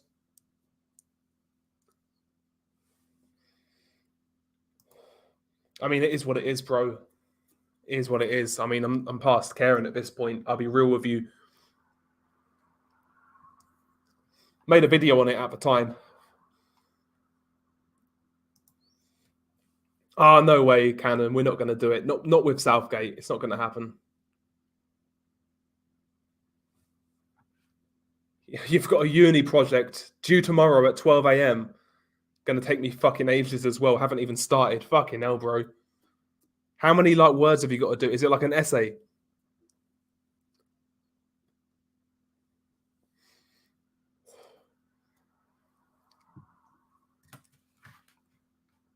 Yeah, sports have become super politicized these days. Yeah, maybe it always was, but maybe you just don't see it as a kid. You don't clock onto it. Maybe there is that, but I don't remember it being to this extent.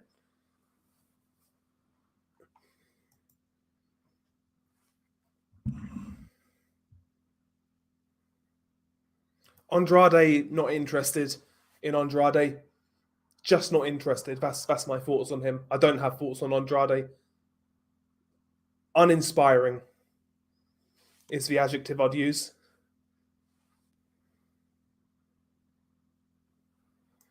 No, I know what you mean, bro. It's not. It doesn't feel that long ago, but best part of 10 years now. Madness. It's madness wherever time goes.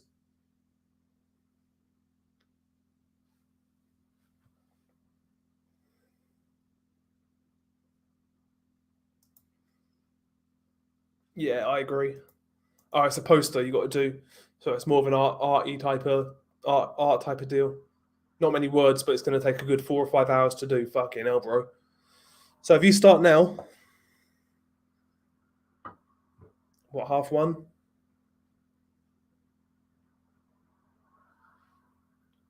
It's not too bad, bro. You can do it. You can do it and get a decent night's sleep if you start now.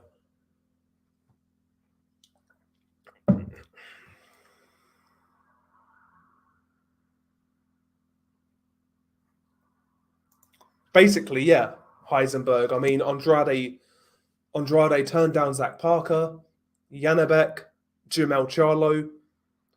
He never wanted to fight Eroslandi Lara. Yet people are expecting me. They're expecting me to feel sorry for him because he couldn't get a Canelo fight. I mean, I'm just not interested in the likes of Andrade. He's 33, 34 years old. He's been a pro for what, 14 years? And you know he's never beaten one world champion? There you go. That says it all, right?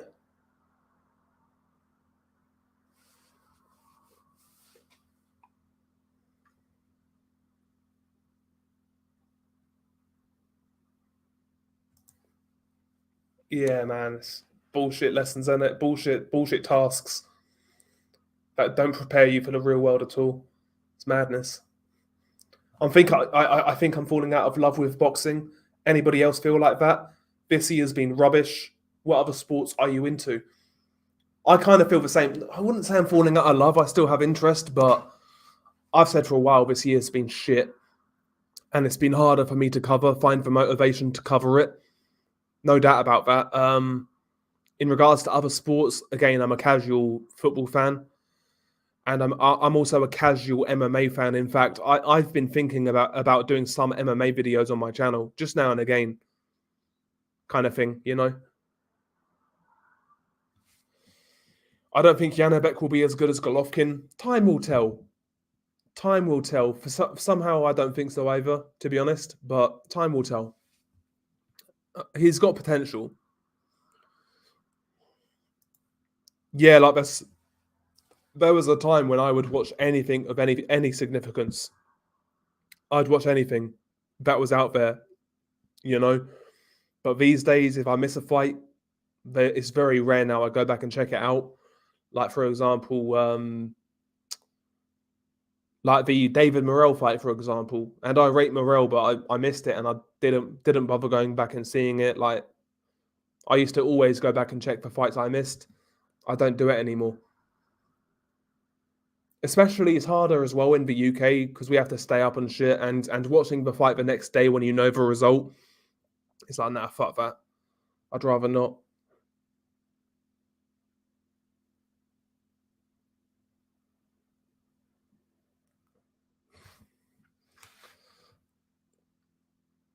Yeah, college has some illogical policies, making me do Welsh lessons after passing my GCSE Welsh and being a fluent speaker. Yeah, exactly. Yeah, I mean, that's just bureaucracy, innit? It's nonsense. Zero common sense. Absolute nonsense. Me too, bro. Every weekend, like for shit fights as well.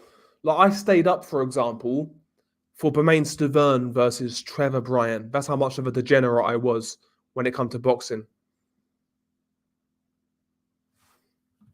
I hear you, actually, Heisenberg. I hear you. Who wins, Florian Marku or King? Who's King? Who the fuck is King? That was one good thing actually about Bivol versus Zerdo. It was on at a reasonable time.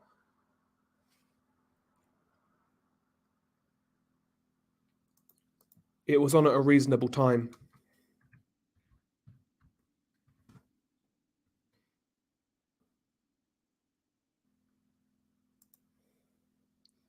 Oh, Congo.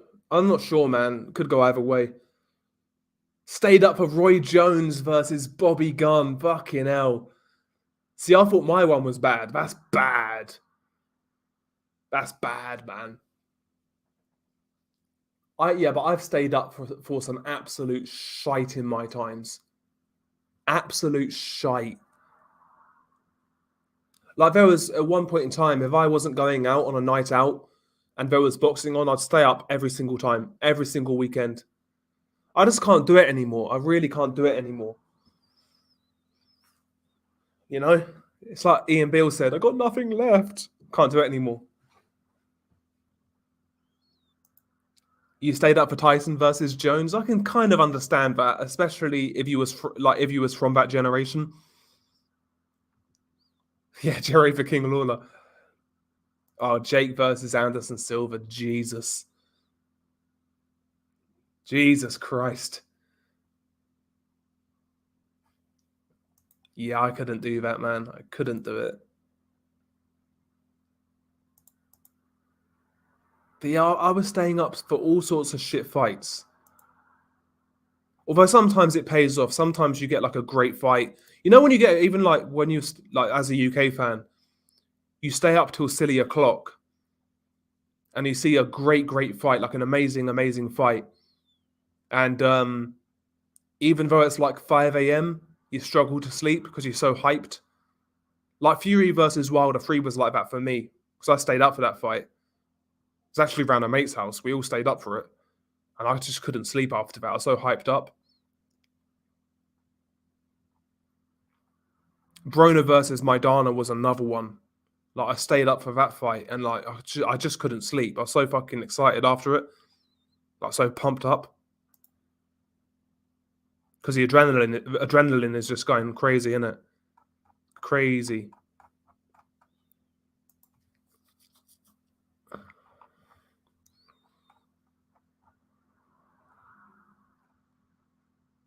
I'm seeing if there's any boxing next weekend. If there's anything worth watching.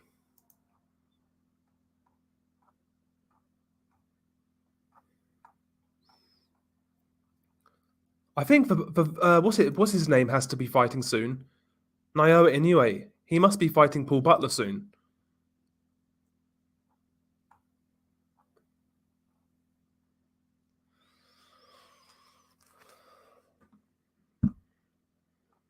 Trying to find it. Okay, I'm fuck knows.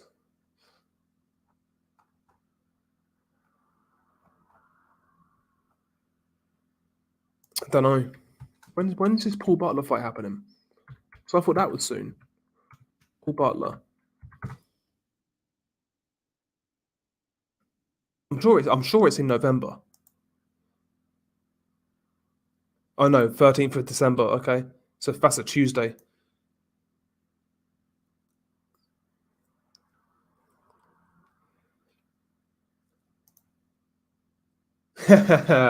Nah, bro. We've been keeping it respectful, respectable canon. You know, getting with classy women. Obviously, you know my level. No fatties, no fatties. I can't. I don't know, Andrew. Another thing you have to consider with Tank is that legal case. He's got that hanging over his head as well. So I don't think that Garcia fight will happen anytime soon. If it does, it's going to be maybe spring next year. If Tank gets off with his charges. Yeah, that was a good fight actually. I enjoyed that. That was worth. I stayed up for that one. Yeah. Oh, Fundora, easy prediction. It's going to be a good fight, but in my opinion, it's an easy prediction to make. I think it's going to be the typical Tony Harrison fight, where he starts well, that jab is money, it's winning him rounds, boxes well early on, and he's going to get ground out and stopped late on. It's going to be the typical Tony Harrison fight. Tony Harrison can really box. He just has no stamina, and when his stamina goes, he loses his shape and his chin goes. Because if Tony Harrison was as durable as, let's say, a Jamel Charlo, he'd probably be the best in that weight class. Maybe.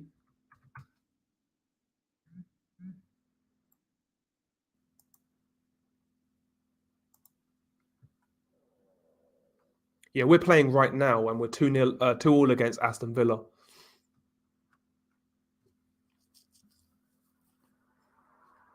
There you go. That's all you need to know.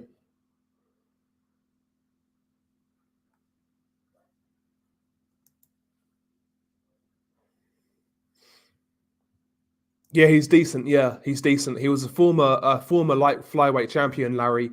Pressure fighter, decent puncher, throws a lot of punches. Decent fighter. But no, in regards to Tank, I can't see it anytime soon, bro. I can't.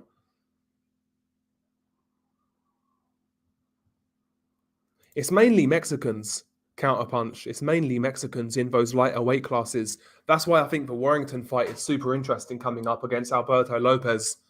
Bernardo. It's a really good fight, really interesting fight. I think Josh Warrington has his work cut out there. If you're a betting man, it might be worth putting a bet on Bernardo Lopez.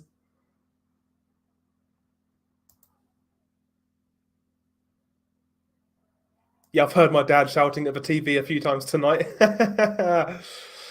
Oh man, yeah, it's a Carabao Cup game, so I'm not really bothered about it. I might switch it on if it goes to penalties, because I do like a good penalty shootout. Oh, we just scored. It's 3-2 United. There you go. Bruno Fernandes.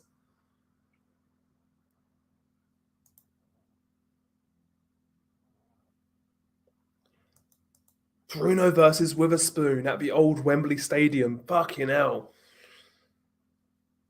That's when he got stopped, right? He got stopped in that fight late on, I believe. If I'm correct.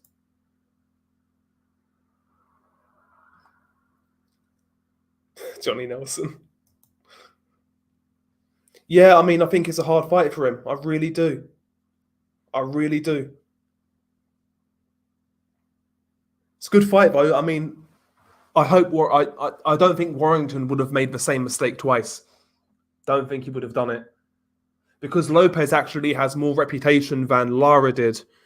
Like Lara was basically completely unknown going into that Warrington fight, whereas Bernardo Lopez has actually picked up some good wins. He's upset some prospects like Gabriel Flores Jr.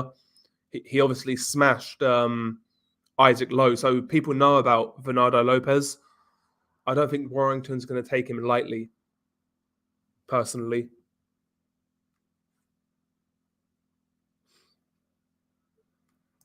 Andre Durrell, I couldn't believe it. I was looking through BoxRec a couple of days ago, and I realised he fought on this past weekend. He beat Uniecki Gonzalez. I couldn't believe it. I thought he was retired.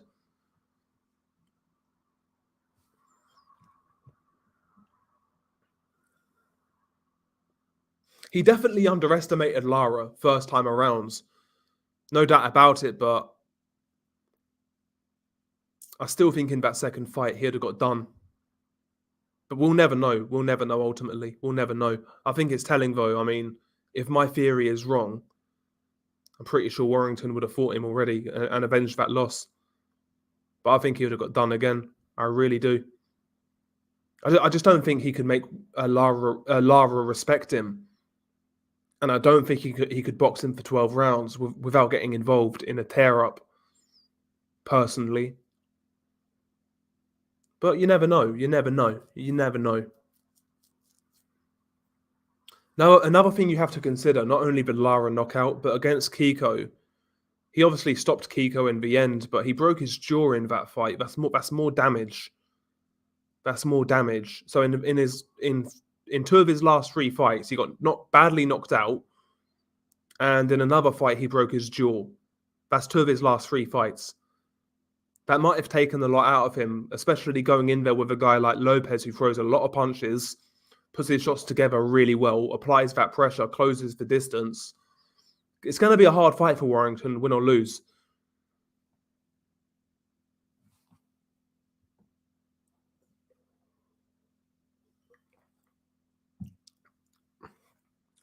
We have a eclectic age group over here at Del Boy Towers.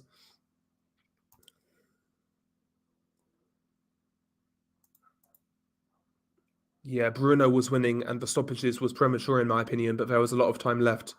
15 rounder, yeah. That's the thing with Bruno. When he was going, you kind of knew it was the end. I'd like to see Warrington versus Lara 3. I've got Warrington, might be an unpopular view. I mean, listen, that's your opinion. It's no such thing, bro. If you get it right, you get it right.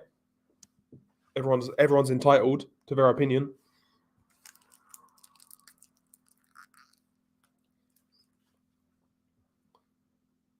You have to go Babic. Yeah, pathetic in that fight. Yeah, he was absolutely pathetic in the Abraham fight. And you're right. Yeah, he did the same thing against Uskatigi. Yeah.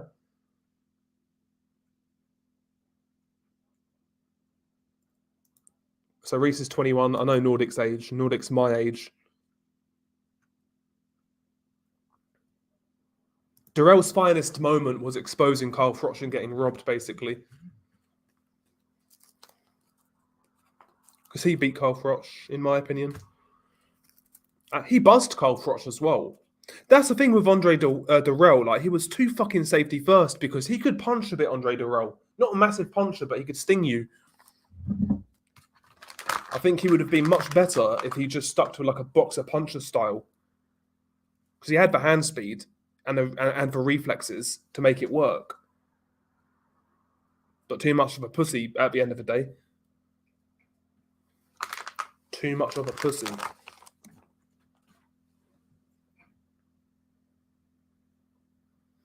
Yeah, he seems to be getting well against what's his name, Kiko. He was trying to get in and out a bit more. He wasn't sitting in the pocket for so long and trading for too long, because that's what he did against Lara first time around, and he's done that a lot in his career and never got found out for it. That's how he got beat by Lara first time around. He stayed in the pocket far too long, and once he got hurt, that was basically it. You know, he never really stamped his authority after that. But he did it a couple of times in the Kiko rematch where he held his feet a bit too long. But yeah, he needs to avoid doing that against Bernardo Lopez. If he can get in and out against Lopez, I think he can outbox him for certain rounds. But it's doing that for 12 rounds. It's hard. It's mentally draining. It's taxing. You know? It's a really good fight. See, that's a fight that's going to go under the radar. It's a shame. And it's a fight as well in which if Warrington wins, he's not going to get any credit when he should, because Lopez is a dangerous contender. But nobody really knows who Lopez is. So if Warrington wins, he's not going to get any credit from most people who don't know who don't really know the division. But if he loses, obviously he's going to get clowned on. Oh, he lost to a nobody. So yes, it's no win for Warrington really.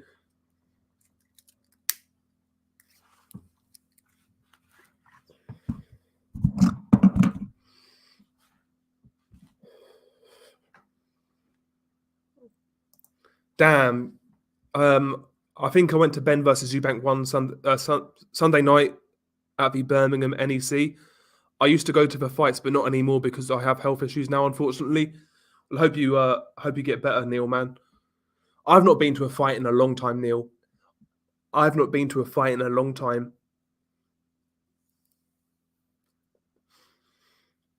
I mean, it's fun, but like these days, I just have no interest or no desire to go to a fight. Number one, I've got to fucking travel somewhere every single time, but I just don't have interest. I don't have the interest to go to live fights anymore.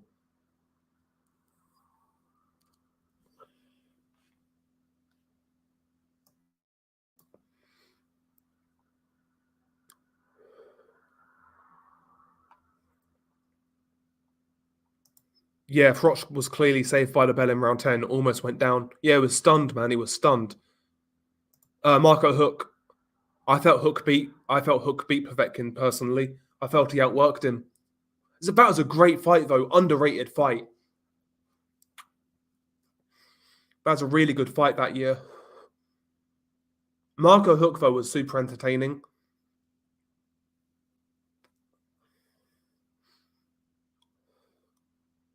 And also at that time, near that time, Povetkin had a good fight with Shagayev as well.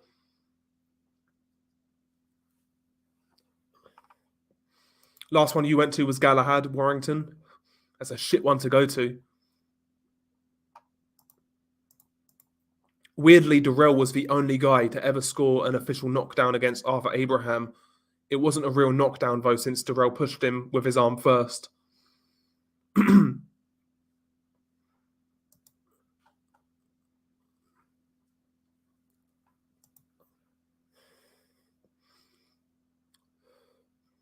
I remember you saying you went to it, Nordic. Yeah, I went to Billy Joe Saunders versus Chris Eubank Jr. And that was chaos, man. That was fucking chaos.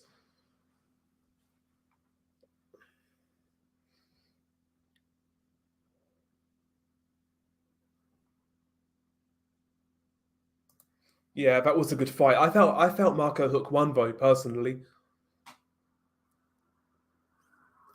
Felt he just got out hustled in that fight, Povetkin, more often than not. It was a really good fight though. That was back in the Box Nation days. I'm sure that was on Box Nation. That's when I. Yeah, I'm sure it was Box Nation.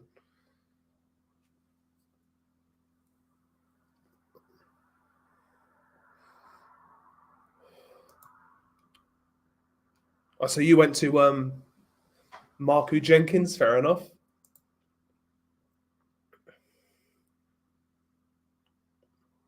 Yeah, he was roughing him up on the inside. Yeah, Povetkin's stamina wasn't on that night. I was lucky enough to see Danny Williams knock out Mark Pusser on the Hatton Faxton undercard. Yeah, that was a hell of a knockout, man. Dislocated shoulder, hell of a knockout. Danny Williams wasn't a great heavyweight, but he was fucking tough, man, in his prime. Tough guy.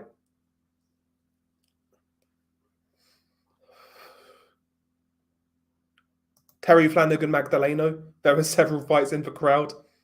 I remember Terry Flanagan's WBO reign of terror. That was a typical WBO Frank Warren reign. That was Flanagan though. He looked like fucking Pernell Whitaker against Magdaleno.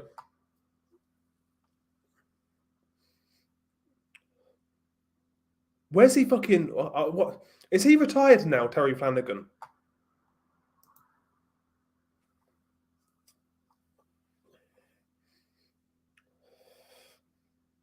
Not sure. Counterpunch. I'd imagine so.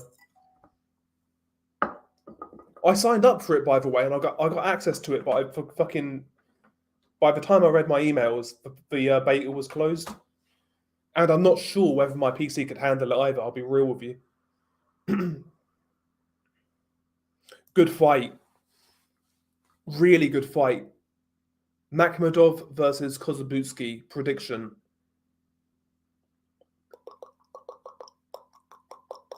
It's a hard one. That is. I think Kozabutsky is more skilled. Southpaw, very tricky fighter. He's a good counter puncher as well, so I can see him taking advantage of Makhmudov's wide guard. But Makhmudov's a bigger man, and he's a harder puncher. I'd have to really think about that one. I might go Kozabutsky. Not sure though. Don't hold me to that because I might change my mind if it becomes official. I might change my mind. That's one of those fights I'll probably actually do a prediction for. Yeah, Crawler towards the end had some. His fights had some great atmospheres. Yeah, can you imagine if Avanesian becomes a world champion? Oh yeah, not gonna lie, I had the same experience with Billy Joe Saunders. Maybe it's just the travellers. Yeah, that was a close fight as well, from what I recall. But Hooker won. Like he deserved the decision.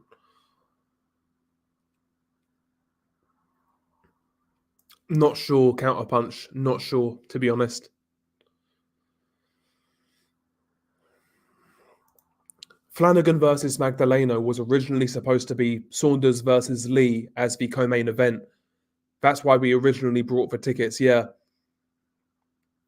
Yeah, back then, Frank Warren shows always had the reputation of falling through, certain fights falling through all the time, especially with Billy Joe Saunders.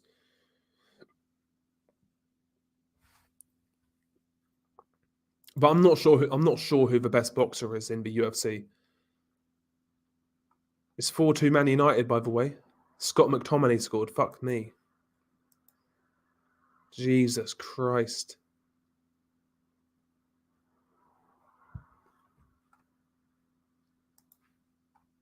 Sefer Seferi's Albanian. I wouldn't claim him counterpunch. I would revoke his Albanian citizenship. He is shit, man. He is bad. He is bad.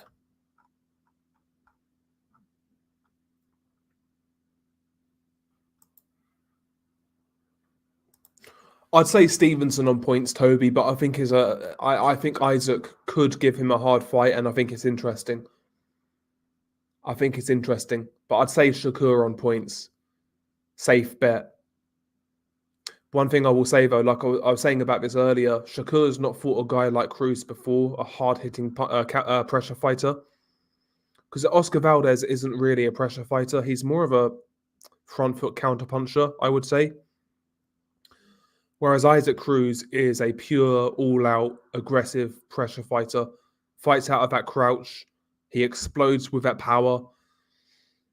Can be somewhat unorthodox, and he brings that heat.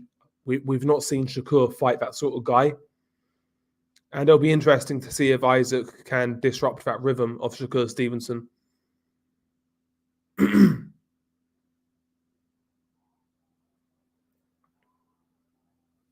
Oh yeah, I'm not surprised. Traveler feud, yeah, not surprised.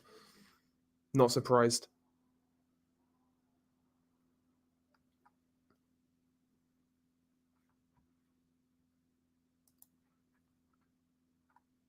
I sparred this pro-Mexican fighter today, and we went to war, and he hit fucking hard, laugh out loud. I think I landed one punch on him. Fair enough, man.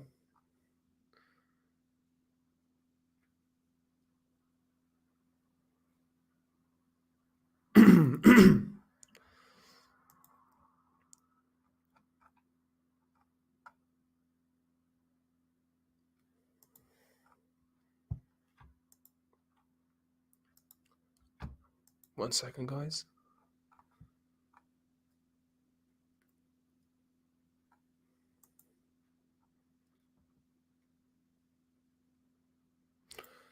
I don't really rate him, to be honest, Cannon. I mean, yeah, he seems like a nice guy, but he doesn't have that hunger, in my opinion. It seems like he's one of those guys who boxes because you can't really do anything else. As nasty as that sounds. Most famous boxer I met counterpunch is David Haye. And believe it or not, David Haye was actually sound. Like, it's actually proper, like, seemed down to earth and that. Like, made time for us. Also, James DeGale in Magaluf. That was fucking year. That was. I was 18, I think. Yeah, 18. And James DeGale was all right as well, to be fair.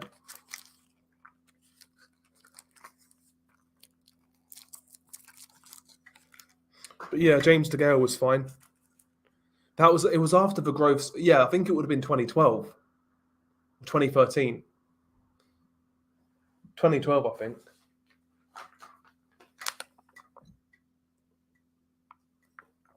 But James DeGale was fine.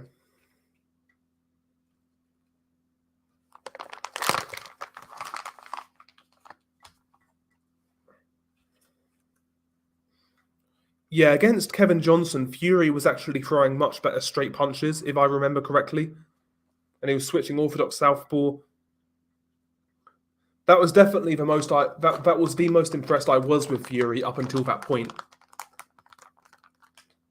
In fact, that's the fight that made me think that Fury could go beyond like domestic European level. With Tyson Fury going into the Vladimir, like before the Vladimir fight, I kind of expected him to fight for a world title but fall short. But what do I know?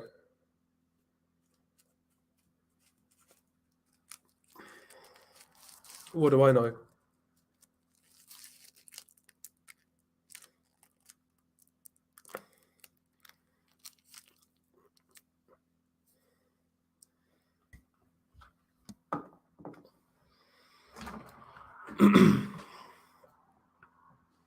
Yeah, no, genuinely, David Haye was super down to earth.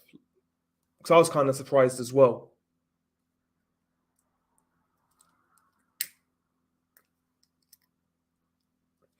James DeGale as well. I know James DeGale comes across as a wanker, but I'd always heard from people he's actually an all right guy, just like one of the lads kind of type of guy.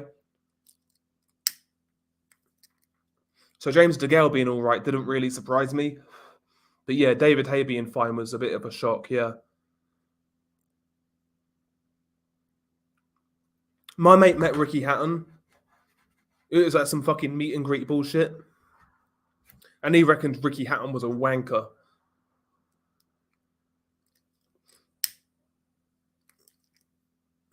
That doesn't surprise me, to be honest with you.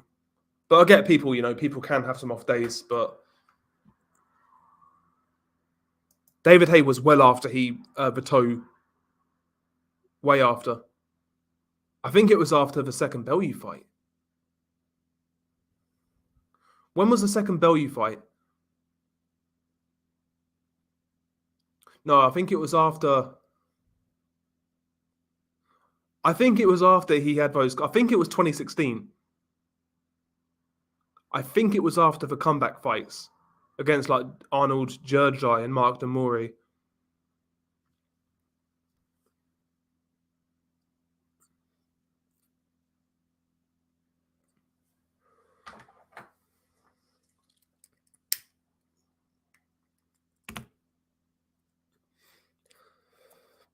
But yeah, David Hay was all right. Did Ricky Hatton tuck your mate into bed? Going to tuck you into bed? My fans.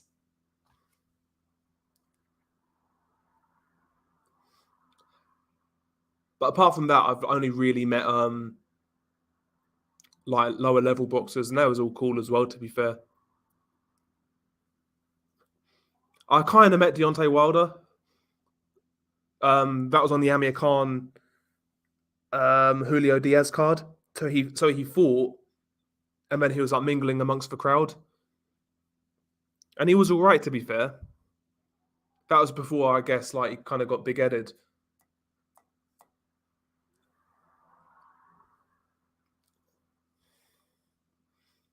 Yeah, doing it for the fans.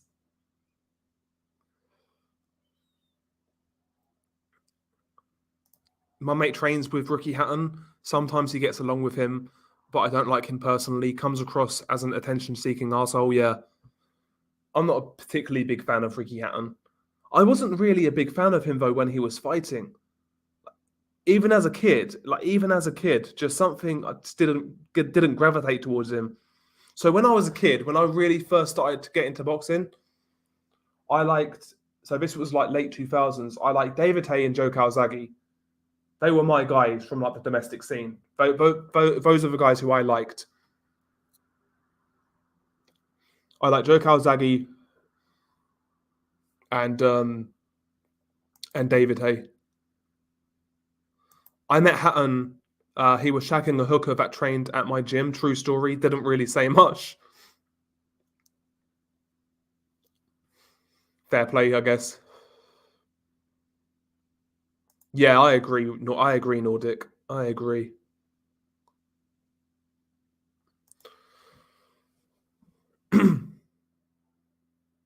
I've met Tyson Fury twice. Once in 2011, and then in 2018. Second time he was actually with his dad and brothers. All were very nice.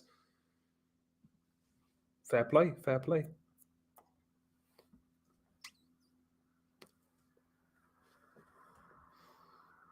Yeah, because I recall Joe Calzaghe. He fought on ITV4 a few times. Well, I think for Jeff Lacey was on ITV. Was for Jeff Lacey fight on ITV? I'm sure it was. I'm sure it was.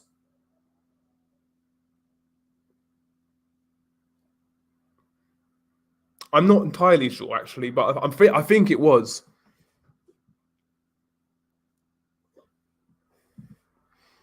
I'd still say Ricky Hatton, Heisenberg, or Heisensberger.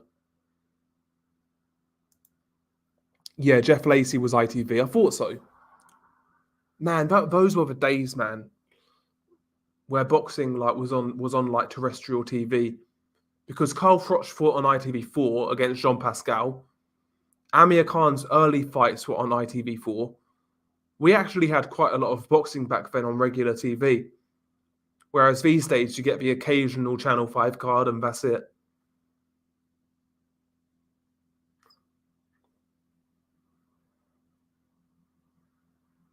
Yeah. I wish they would do that more often, man. Like have some big fights on prime time terrestrial TV, just now and again. it'd be good, man. It'd be good for boxing, I think, in terms of the growth of the sport. Yeah, Khan Gomez ITV. Yep. Does Callum Smith stand a chance against Beterbiev or Bivol? I mean, listen, he's got a puncher's chance, but that's as far as I'd go. That's as far as I'd go. I'd make those guys big favourites over him. He's got a puncher's chance. He can hit hard. I'm not going to take that away from him. He can hit hard.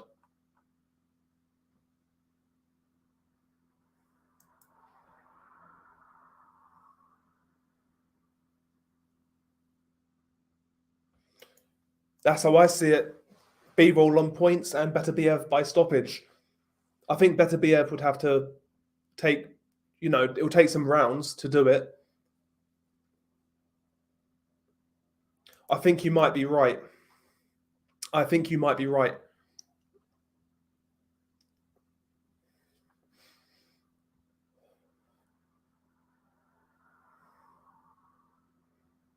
Yeah, I'll tell you what though, Malignaggi back then, to be fair, as much as I don't really like Malignaggi all that much, but he fought some good guys back in the day. Like, he fought a lot of good competition, Malignaggi.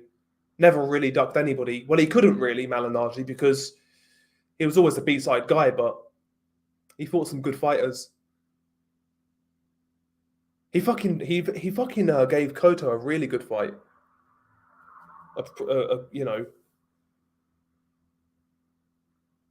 Yeah, it shocked me as well. I knew Khan had a bad chin even then, but Prescott was basically some unknown dude with a flashy record.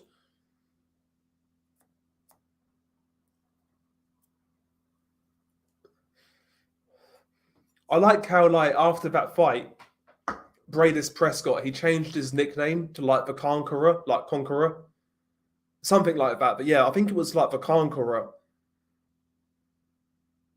Like, he literally made his nickname after that fight. That's top quality, like, shithousery. Let's have a look at Bradis Prescott. I want to see his alias. Bradis Prescott. Bradis Prescott is still fighting, by the way, 39 years old. And he's lost his last 1, 2, 3, 4, 5, 6, 7, 8 fights. He's still fighting, man. That's sad. Kind of sad to see. Yeah, the Conqueror. That's his nickname, the Conqueror. Imagine that, man. That's a liberty, isn't it? That's a liberty.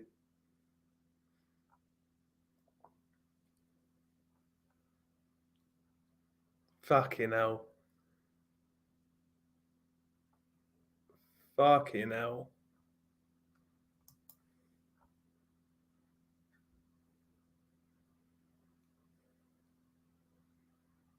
Man, he got knocked out several more times, though, man. I just think he got caught.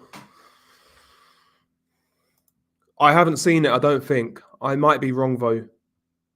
I do remember, though, Paul McCloskey. Yeah, he never wanted that rematch. He was willing to rematch everyone else apart from Prescott. Oh, no, bro. Don't even, bro. Don't trigger me, man. Yeah, maybe he'll come back as Conor Benn's opponent. Maybe he'll come back. But yeah, Bradis Prescott, he could really punch, man. He could really punch. And it wasn't so long after the Amir Khan fight, Kevin Mitchell completely schooled, like, Bradis Prescott. Like, completely schooled him. Because back then, Kevin Mitchell was looking like a damn good fighter. He was looking like a damn good fighter. Kevin Mitchell had a lot of talent, but never lived the life. He was basically an alcoholic outside the ring. And shortly after the Prescott fight, he got beat by Michael Katsidis. I think that was in a couple of rounds as well. But yeah, he could fight, man. Mitchell, he had talent.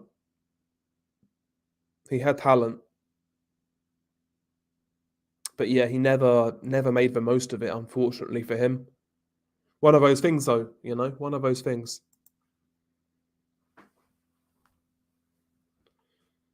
because his fight as well, Kevin Mitchell versus Jorge Linares, like he gave that was more or less a prime Linares.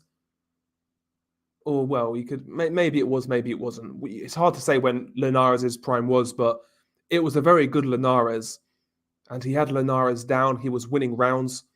He was winning that fight from what I remember until he fell apart because he had a terrible eye injury in that fight. That was a great fight though. Linares versus Mitchell, great fight.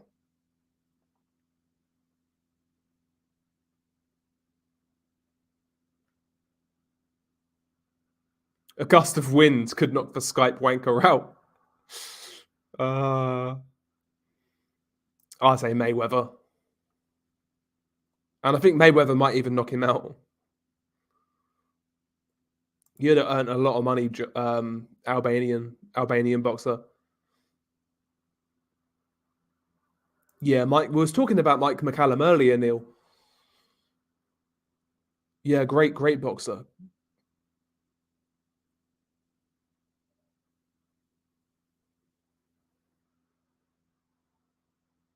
Yeah, I remember that. Yeah, you're right. Because he was basically, they were almost grooming him like kind of to be like a Ricky Hatton clone in regards to like, having that football following, you know, because that's a really profitable angle in UK boxing, is getting a fighter who is a supporter of a local team who are relatively popular.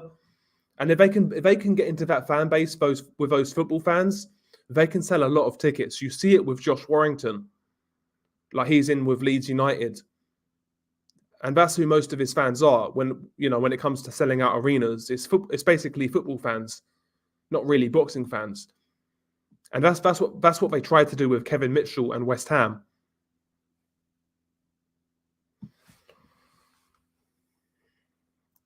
I mean, listen, it's not really the fight I want to see, but it's a better fight than Crawford and Avanesian.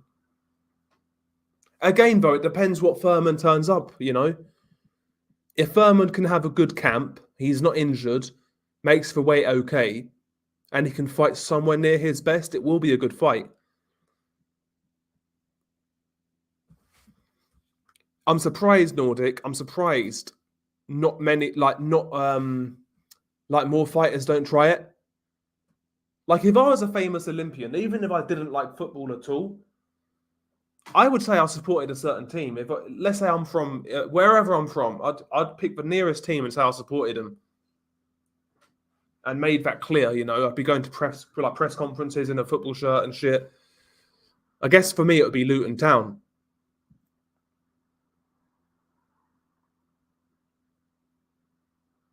But yeah, I mean,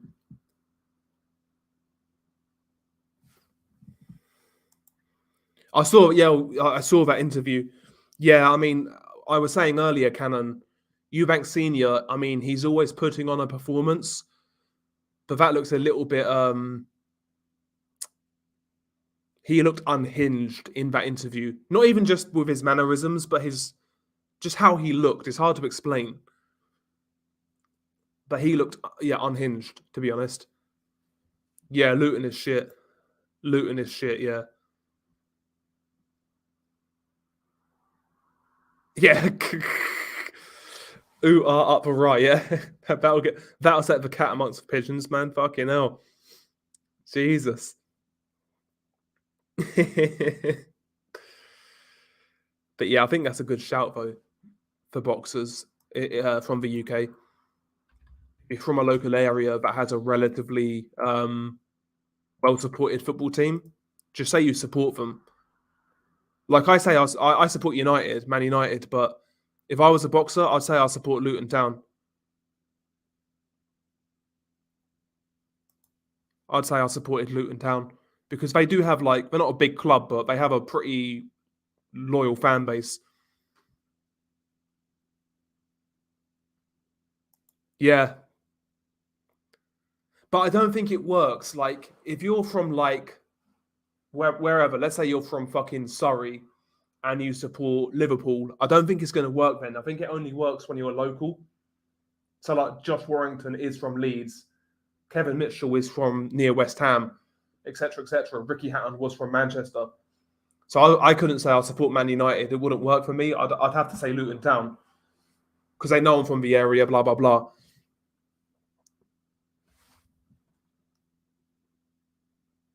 No, no, I've never cried. Never cried after a boxing match. Never cried.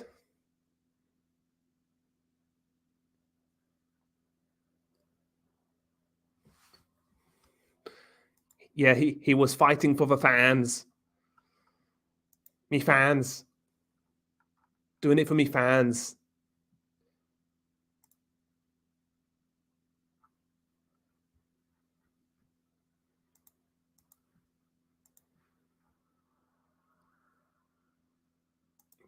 Basically it, yeah, proper local lad who likes a pint and a kebab. He's relatable. Yeah, Ebony Bridges tries to get the support of Leeds fans, yeah. Well, let's be real, yeah. This is the truth when it comes to YouTube boxing, social media boxing, etc., etc., etc. Like, female boxing is basically the target audience when it comes to our little corner of the internet. The target audience is basically simps at the end of the day. I mean, I see the way these people react on Twitter to like posts from female boxers, and it's just kind of cringe. It's kind of cringe, you know. That's the truth, you know. But yeah, that's that is what it is. That is what it is. Like, yeah, have you noticed? Like these people who cover female boxing, like none of these men are trying to get an interview from Jane Couch, and that's for a reason. You know? I'm saying, what put over Luton? Get out of here, crazy! Get out of here. That's what AJ should have done. That should have said he supported Watford.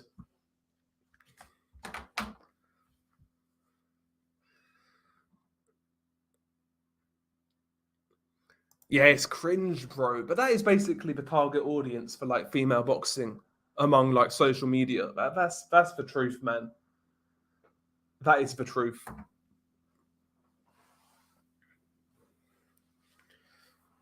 Yeah, I'm not against that. I'm not against that.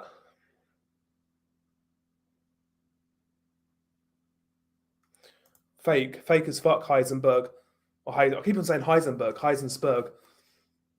Fake as fuck. I mean, she's a girl who, like, yeah, you just reminds me of a stripper, like just a regular ass stripper, big plastic titties, and that's it. Not much else going on, you know. Well, I can say, like, if there's a female boxer who's genuinely attractive, there's not many though.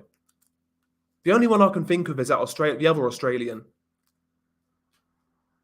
who's actually pretty good looking. But most of them are fucking butters.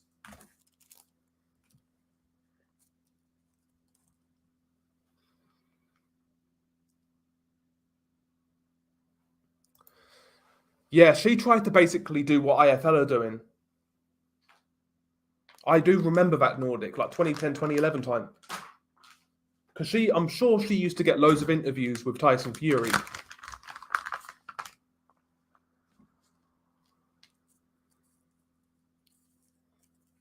But yeah, you noticed that none of these guys who love to cover female boxing, they're modern day warriors, modern day gladiators. You know, they love to cover female boxing and empower grow the sports.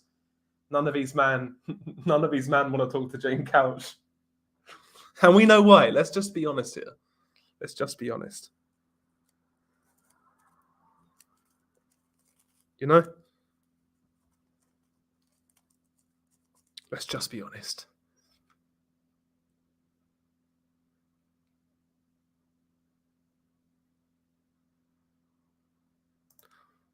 Ah, see, I've not seen it. Can you paraphrase Nordic, like some of the things that were touched upon?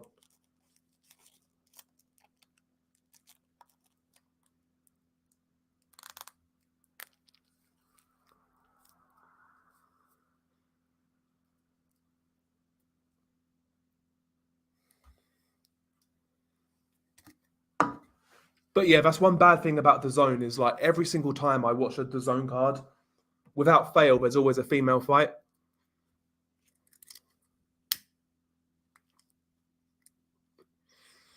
That's one good thing about PBC. Like, there's very rarely a female fight. And kind of the same with Top Rank as well. Apart from like that Michaela Meyer woman, apart from her, they don't usually show female boxing either.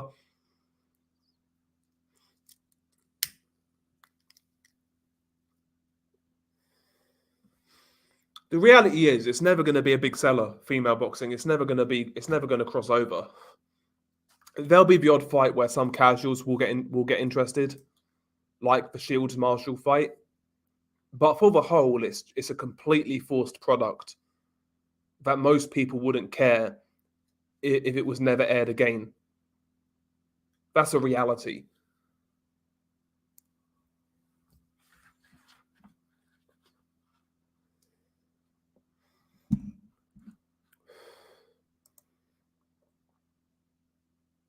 Yeah, exactly.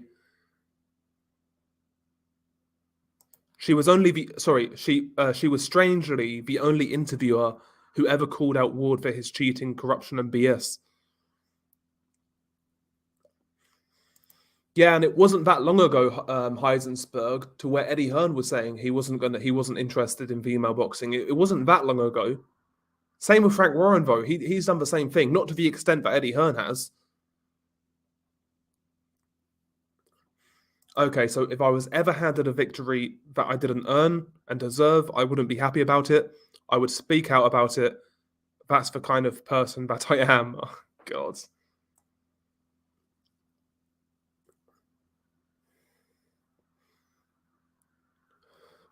And she asked him, "You're not going to have 3 American judges and an American referee, are you?" "No, we don't need that." There you go. I can just imagine him like trying to be like so sanctimonious. I can imagine that actually. I can imagine that.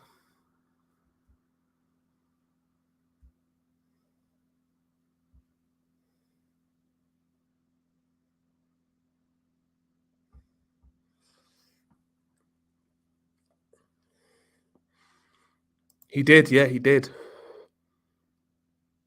One thing about the UFC though, as much as I don't like that product when it comes to the whole female side of things, at least there's a genuine market for it.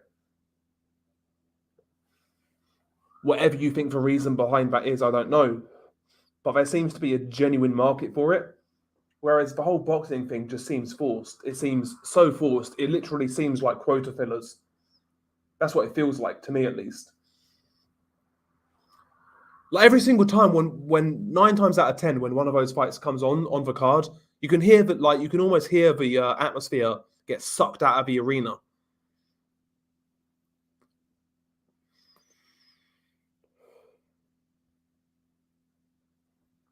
You know, me and Nordic, I think, are like only like the last probably not many channels. Yeah, when all of this shit started years ago, when this fucking shit first started happening, most people on the YTBC were like, "Oh no, this is not for me. I'm not going to cover it." As the years went on, more of these channels started to cover it. Yeah, me and Nordic still here. Never once covered it. Never once.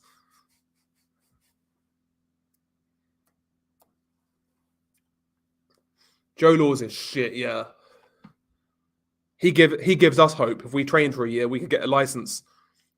Good fight. I like the fight. Yeah, I saw that on Twitter. I like the fight. Honestly, I like the fight. Because what else can Eubank do right now? Yanabek's fighting Denzel. Jamal Charlo MIA. Andrade's moved up. Golovkin's fighting what's his name? That Brazilian guy. Munguia's fighting somebody in Mexico. I think it's a good fight. I think it's a good fight. I have no problem with Eubank versus Liam Smith. I think that's a good fight, mate. Maybe I'm wrong, I quite like it. Especially this version of Eubank who's trying to be more cute behind that jab.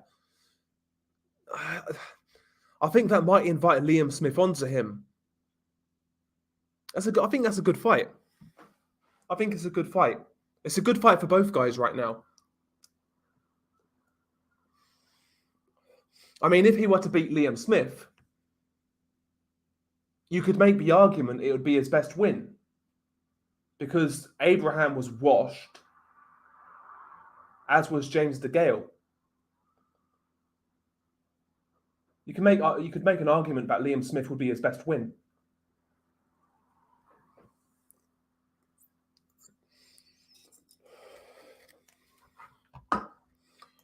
I remember watching. It's hard to say, but I remember watching Miguel Vasquez versus Mickey Bay. I think that was on the Canelo Mayweather undercard. Miguel Vasquez versus Mickey Bay, and Vasquez got robbed, but it was a terrible fight, but he got robbed.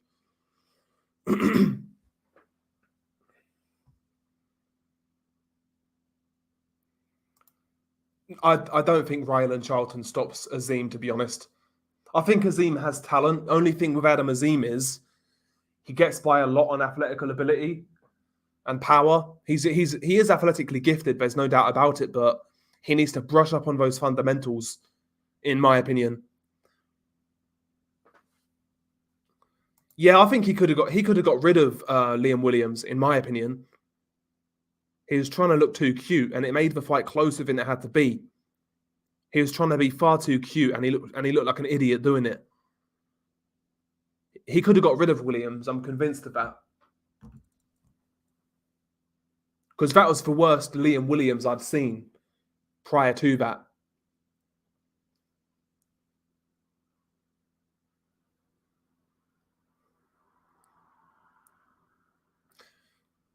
Fuck it, I'm going to have one more beer. 1 second, going to get a drink.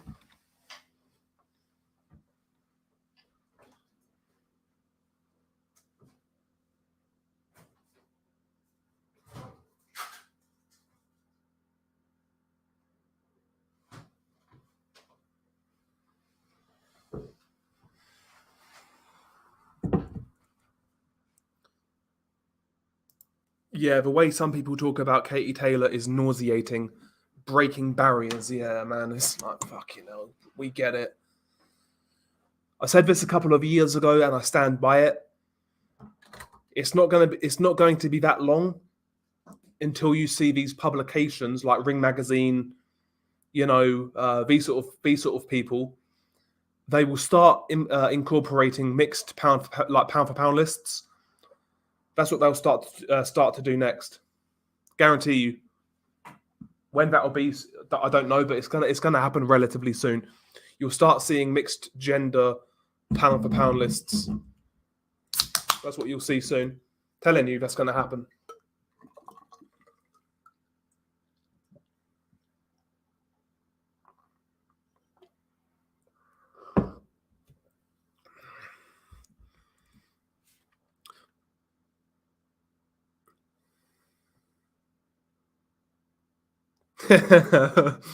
Yeah, he was acting like an idiot in that fight. Combat sports is the only sport that makes a man humble and can make you turn into a man. I mean, it has that quality to it, no doubt about it. You'll definitely find out something about yourself when you're getting whooped. Because if anybody spent any time in a boxing gym, you get to that time where you get whooped. And it'll happen more than once as well. It certainly did for me. And yeah, there is that aspect, but it's not just, I wouldn't say it's exclusive though to combat sport. I think adversity in general can toughen you up if it breaks some people obviously, but a bit of adversity never hurt anybody. Well, that may be happening already, Reese. You never know. Yeah, no update. Yeah, I think a prime Abraham would have been very interesting. I think there'd still be moments where he'll be getting outworked against that version of Eubanks, but yeah, that power of Abraham, the timing, his jab. Would have been much more interesting. Would have been much more interesting. Abraham was always susceptible, though, to having off nights. Sometimes Abraham would just look really flat in certain fights. I know he was always like relatively low output, but sometimes he just looked really flat, Abraham. But when he was on, he was a good fighter, Arthur Abraham. When he was on form, he was a good fighter.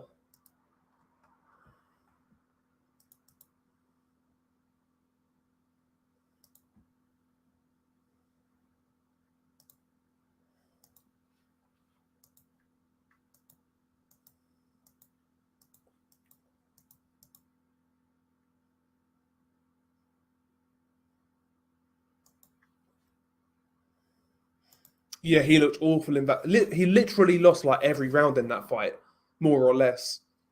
He made Carl Froch look like fucking Sugar Ray Leonard.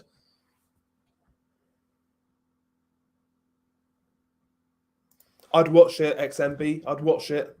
I'm not sure how that works though. Like, I swear Spence hasn't fought the IBF Mando since like Lamont Peterson or Carlos Ocampo.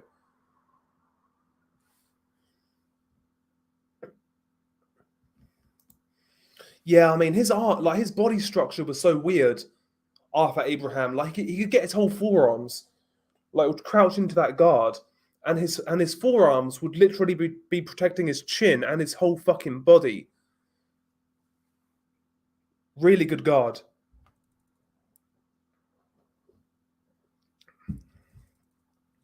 That you might be right, actually, Javier. That might be Cole Froch's best performance. In terms of like pure excitement, you would say maybe Butte or Jermaine Taylor, but like in terms of boxing, you probably would say the Abraham fight was his best performance. Yeah, probably. Yeah, you're right.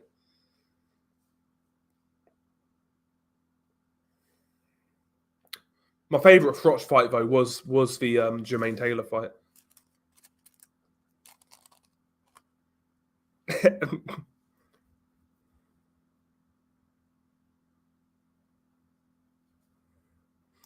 Abraham had that tendency though, like he'd just wait too often sometimes. One thing he was good at though in his prime, so he wouldn't be doing much throughout most of the rounds, but he would take most shots on his gloves. They wouldn't be scoring shots, and like towards the end of a round or when he had to, he would open up with like a burst, and he was good at stealing rounds in his prime. Eddie took Epstein's money to push female boxing. Yeah, Quadratilo Abdu Kakarov was Spence's IBF Mando. Spence had the car crash, and Abdu Kakarov was still meant to be the Mando, but he lost to Crawley, which reset the Mando. Still corrupt though, yeah, that's weird, isn't it? Abdu Kakarov though should have said, no, I'm keeping my Mando. But he was never great though, Abdu Kakarov. Yeah, the first Miranda fight was brutal.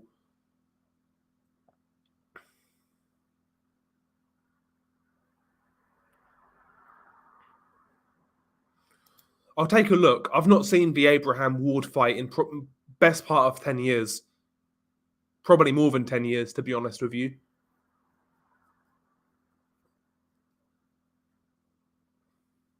That would have been a really good fight. Badu Jack was another guy. He wasn't as tight as Abraham, but Badu Jack had a really good guard, and he was one of those guys who just did the basics really well. Badu Jack. I always liked watching Badu Jack fight. He was like the only guy out of that Mayweather gym I liked was Badu Jack, because Badu Jack went on a nice little run at one point in time, and I felt he got fucking robbed against DeGale. That's one of those fights at the time. Like so many people said, "Oh no, it's a close fight. Draws a fair result." I still can't see what people were watching in that fight. I don't understand how I don't understand how that wasn't deemed as a robbery. Badou Jack versus James DeGale. Badou Jack beat the fuck out of James DeGale. And when James DeGale was active, Badou Jack was taking a lot on the gloves.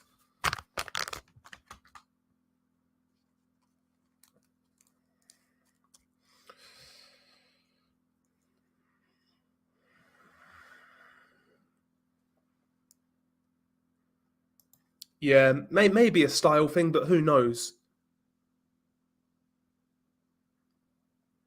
It would have been a good fight. It would have been a very good fight. One thing though,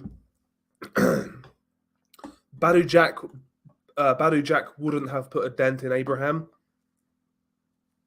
Whereas I think Abraham potentially could have hurt Badou Jack. It would have been a good fight.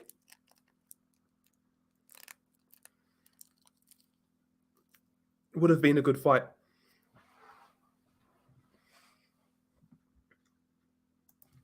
After the Super 6, Abraham was physically past his prime, but for a few years, he became a much better technical fighter, retired on his power less as he aged. Relied on his power less as he aged, but age finally beat him, yeah.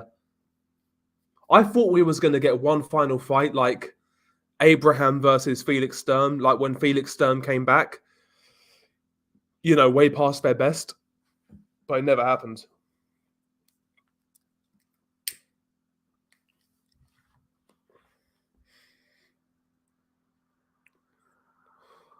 Yeah, we was talking about Winky Wright earlier. Winky Wright had a great high guard. I like a good high guard. I like it. High guard's one of those things. To have an effective high guard is extreme. It looks so easy, but it's super hard. Like there's a reason why you don't see many elite fighters who rely on a high guard. There's not many.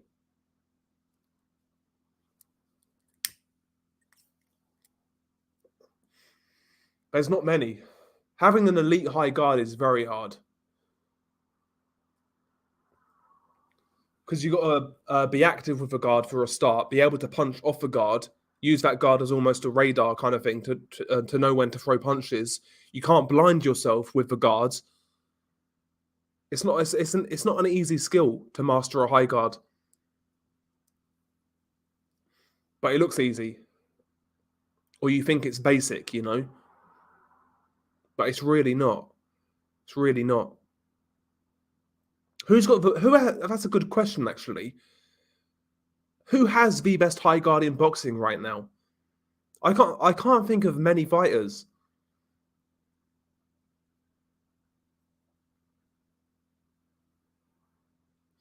Benavidez sometimes tries to use a high guard, but it gets penetrated all the time with straight punches.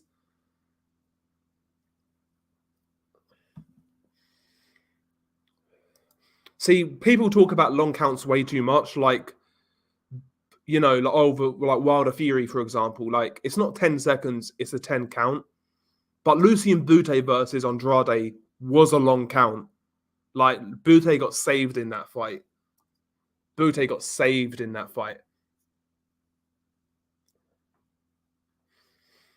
Okay, so yeah, that was in negotiations for years, but never happened. Yeah, it's unfortunate. Liam Smith actually does have a good high guard. Chocolatito, that's a good shout, actually. Chocolatito, if you look at his older fights, from a few years ago, he would almost parry more than necessarily have like a tight high guard. But as he's got older, yeah, it seems like he's relying a lot more on a high guard now. He still parries and he still parries and counters on the front foot, but he covers up a lot more now. Bivol guard is good.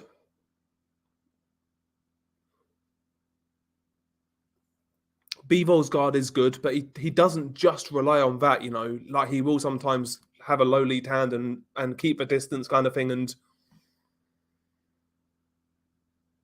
Marlon Starling had an elite guard at 147. I think it's a good fight. The only thing is, it can't be on pay-per-view. They're gonna put it on pay-per-view, but That aside, I think it's a good fight.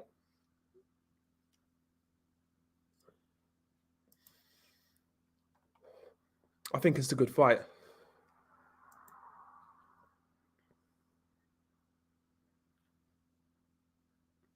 Yeah, Marlon Starling was a good fighter.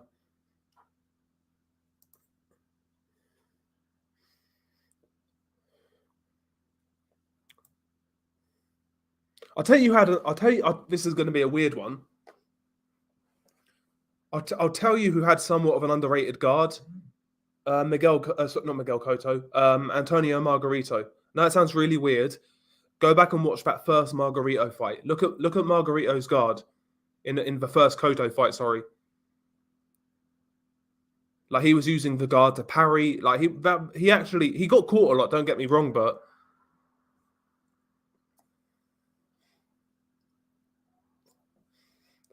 I'm not saying Margarito's guard was as good as the guys we've mentioned, but Margarito's high guard wasn't bad.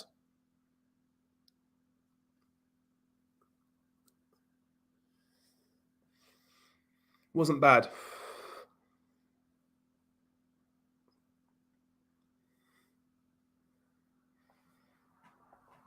That was a great fight, man. Margarito Cotto won. That's a great fight. And shortly after that, Margarito got fucking, in my opinion, I felt he got railroaded personally. But there you go.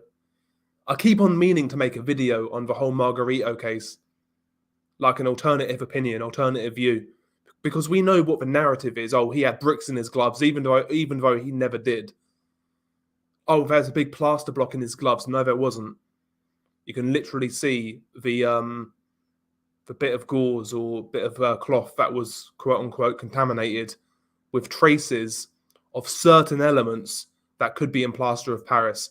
People act like he had like plaster blocks in his gloves. He never did.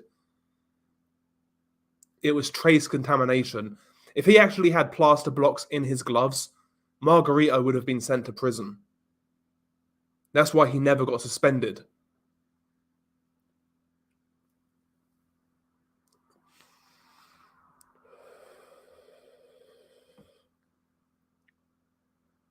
No, I don't, Heisenberg. I mean, listen, the substance that was found on his gloves, maybe there were trace amounts of elements of certain chemicals that were in plaster of Paris, but is that enough? I mean, they even said like the sample that they took, it never went hard or anything like that. It never changed texture or structure. It never went hard or anything like that. I think it was a liquid they originally found on that wrap. On that bit, I think it was a bit I think it was a bit of I think it was a bit of padding or like a bit of gauze, something like that. I'll have to research the case, but I think it was wet to begin with. When they caught him with quote unquote illegal wraps, they took that sample obviously, and obviously it dried out. It never went hard or anything. It never changed structure or anything. But this guy had Nazim Richard said, "Oh, we saw bricks fall out of his gloves." It's bullshit. Never happened.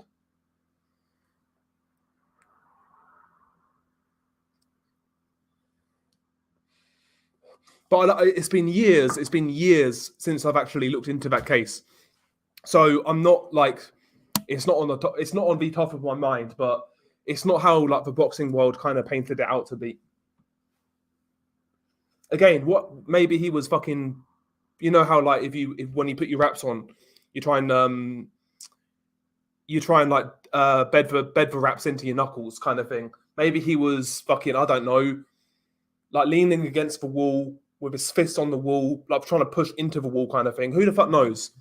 Who the fuck knows?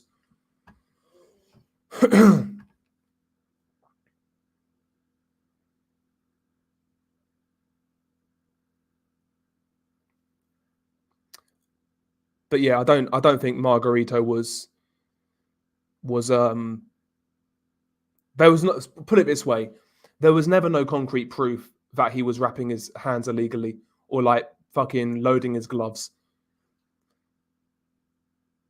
Not conclusively, no way. Cotto was never going to beat Margarito in his prime. It was a lame excuse. And again, people will say, well, what about the rematch? Well, number one, Margarito was a lot older, coming off a loss to Shane Mosley. Number two, go back and watch that fight again, the second Margarito fight. Look at how that fight was like. If you look at that second fight, Margarito was slowly starting to get closer to Miguel Cotto.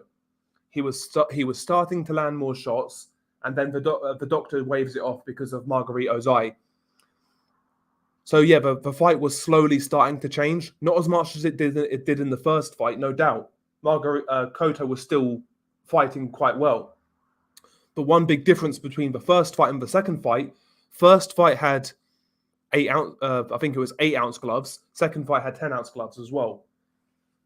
So like, the whole Margarito thing is messy. Mayweather Deji, yeah. Yeah, no concrete proof, exactly.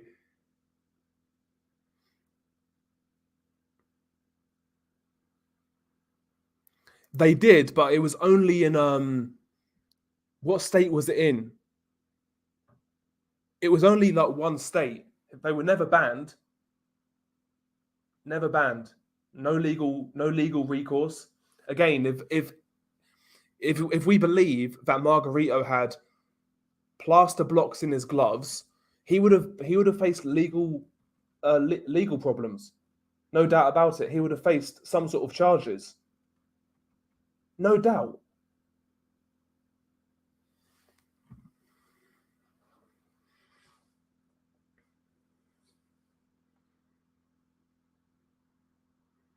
Too big, too strong, like Carl Froch. That would have been an interesting fight.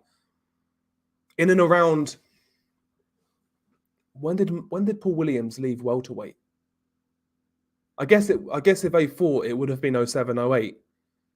In and around that time. And yeah, Paul Williams would have had a great chance against Miguel Cotto. I think Paul Williams more than likely would have beaten Cotto at that time at 147.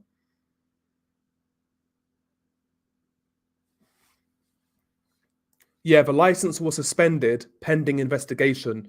He was then cleared and was never banned. It was thrown out of court due to lack of evidence. I mean, again, let's have a look though. Margarito. Bear in mind, he didn't really have that many fights after this.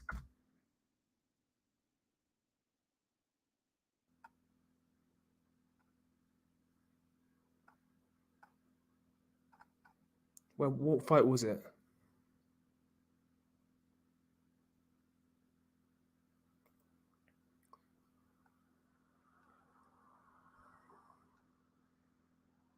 So the Cotto, like we were saying with the Miguel Cotto fight, for example, that fight, the first Cotto fight was either 10-ounce gloves and the second was 12, or the first was 8-ounce gloves and the second was 10. One of the two, but regardless, the second Cotto fight, he had bigger gloves.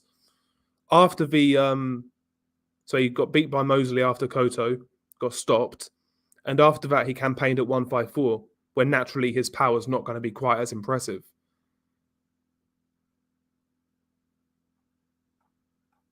But again, I mean, I'm sure he was on PEDs, but who the fuck knows? But the way, all I'm saying is the way that story was presented in boxing media, it kind of wasn't the case.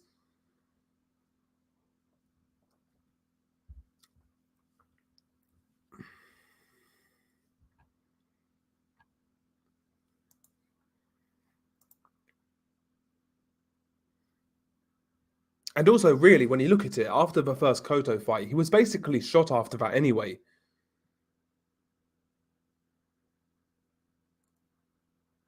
He was basically kind of shot after that, after he got knocked out by Mosley.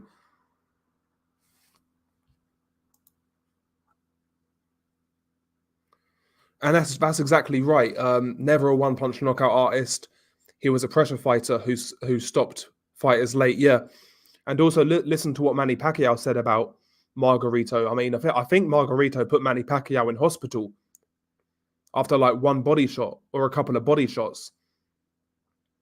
He dropped Roberto Garcia after the Cotto fight. Garcia's not a great fighter, but he had a granite chin. Like even at middleweight, like years later, against the likes of Martin Murray, he dropped Roberto Garcia. And yeah, I just think he was old as well. Yeah, exactly. Yeah, broke Pacquiao's ribs, even though he didn't have his quote unquote illegal hand wraps. Yeah. Well, there's a reason that fight never happened.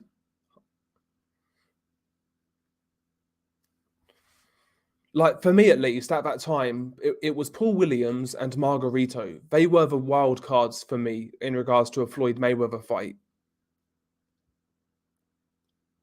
Would have been very interesting to see.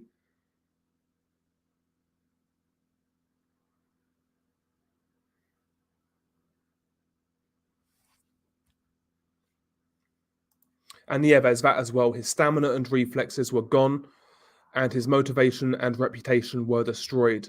Of course, he was never going to be the same again afterwards and had less wins. Yeah.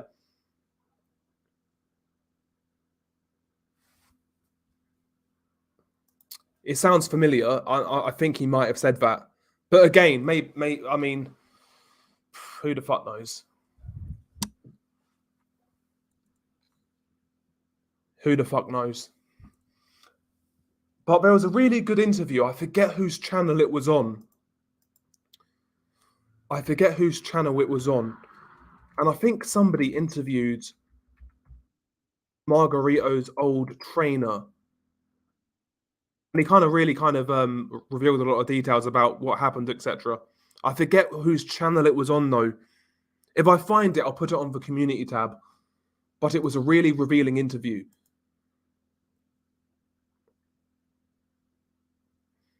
Errol Spence outboxes most of the welters from the mid 2000s. I think he'd beat Cintron. I think he'd outbox Cintron. I think Margarito would be a war. I think Paul Williams would be a war. I think he'd outpoint Josh Clossy.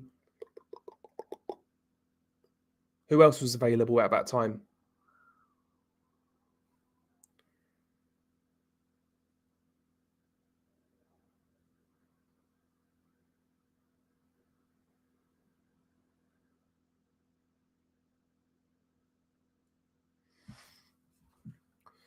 Paul Williams would definitely he would fight Errol Spence's type of fight. There's no doubt about it. But I think he can get some damage off on Spence.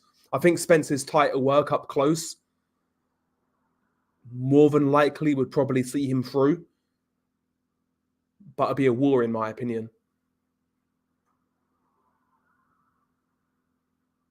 And you are right, Intangible, in regards to the Southport angle as well. Ask Sergio Martinez.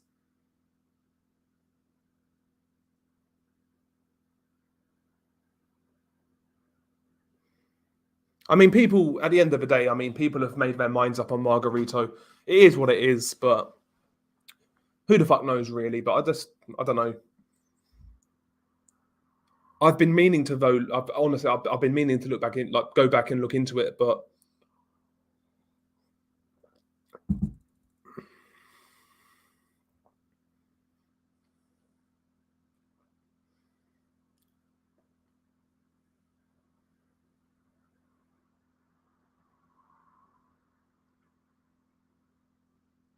oh yeah, Carlos Quintana, yeah.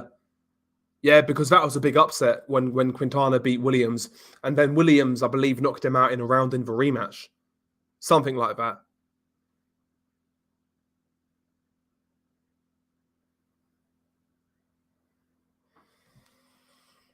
Yeah, Williams was a fighter. He had the attributes to be a really good boxer or boxer puncher, but he was like, "Nah, fuck that. I'm going to go to war." I liked Paul Williams though. He wasn't perfect by any means, but he always came to fight.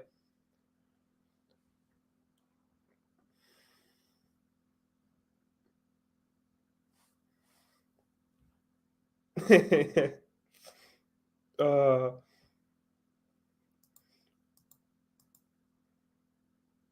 yeah, that whole Margarito versus Cotto, man, hell of a fight first time around. And the build up to the second fight was so entertaining. Like, if you can find old clips from like HBO 24/7 or the Face Off, go back and watch it. It's fucking jokes.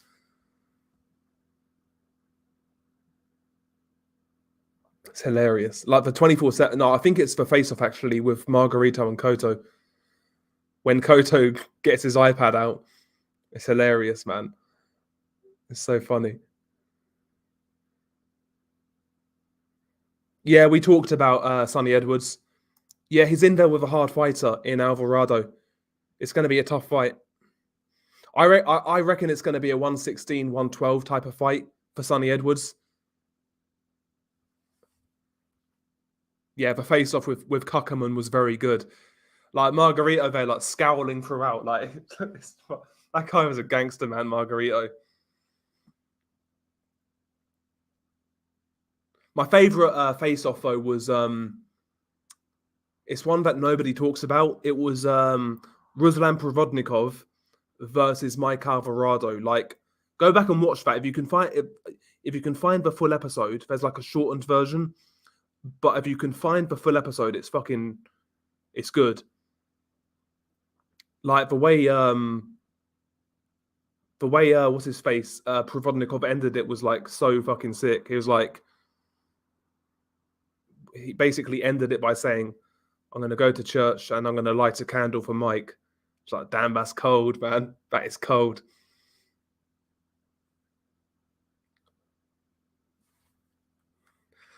Take the test.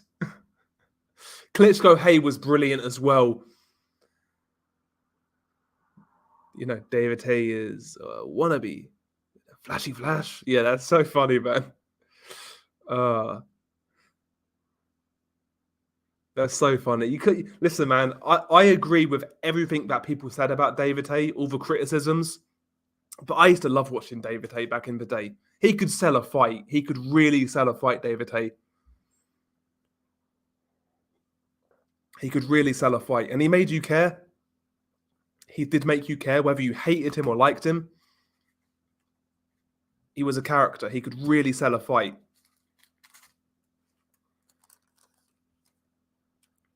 He could really sell a fight, David Hay. So I think David Hay was a better, probably in British boxing, the best fight salesman I've seen. Like, he got people to buy Audley Harrison, bruv. Say no more.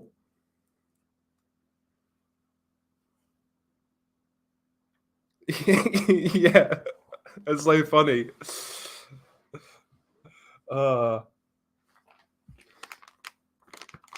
Hay was funny. See, looking back now, yeah, I kind of took it as like really seriously.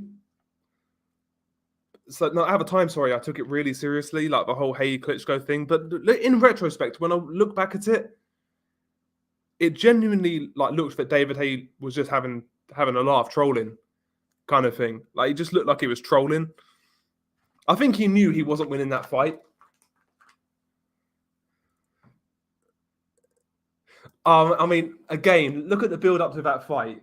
Like, David Hay sitting next to Kate Burley, one of the most like liberal news anchors you can ever see. You had Audley Harrison on one side, David Hay on the other, and she goes to David Hay and she asks him, "How's this fight going to go?"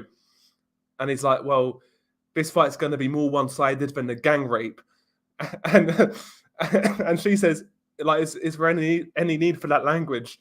And he's like, and he doubles down. He's like, I need to reiterate how one-sided this fight is going to be. And he basically doubled down. Like, she was asking basically for an apology. It was so funny, man. And when he fucking slapped up Chisora, once again, it was Kay Burley, and she was trying to lecture him, like, "Oh, is that how a civilized human being acts?" And he said, "What would you do if like an armed robber broke into your house or you was feeling threatened? You'd knock him out, and I'd stomp on his head." That's what any normal person would do. It's so funny, man. So funny. David Hay was fucking jokes, man. David Hay was jokes.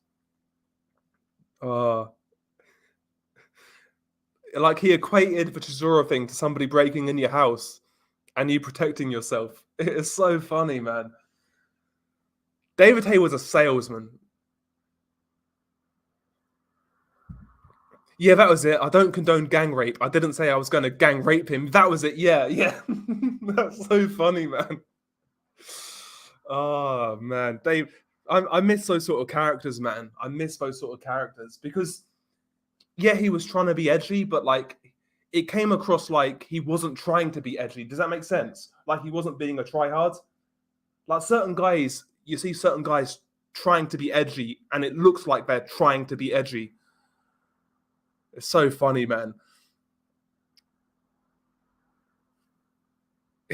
Yeah. Now I do miss. I can't lie. David Haye. I would describe David Haye as like a guilty pleasure as a boxing fan. I understand all the criticisms. I understand. He never fought enough. There were fights he never took. I understand all of that, and I agree as well. But that guy, when he fought, I always watched. I was always excited for his fights. Even when he came back against my better judgment, I was excited. I was excited. Yeah, he glassed me. Oh.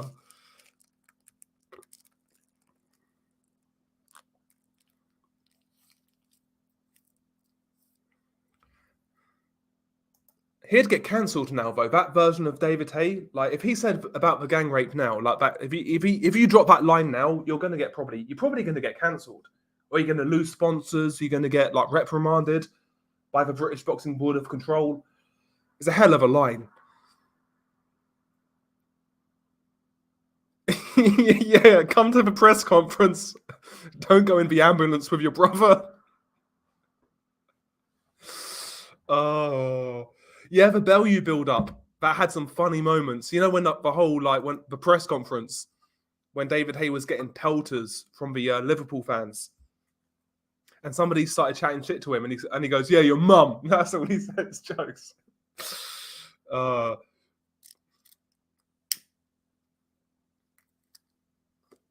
I miss David Haye. I can't lie. I miss a prime David Haye. I miss a prime David Haye, and even like the Fury build up, the fight that never happened.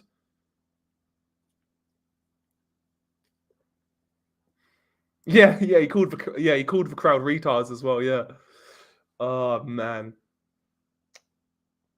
it's so fucking funny, man.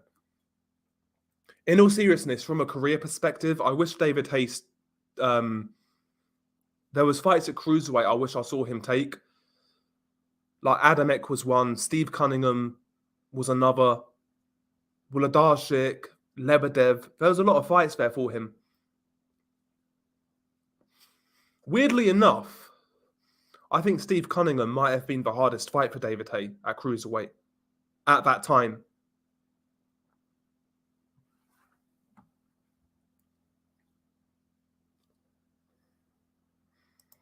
Yeah, I agree. Hayes trash talk is so much funnier than Fury's. Yeah, like Fury is. Yeah, it's like it's rehearsed. It's like a soundboard with Tyson Fury.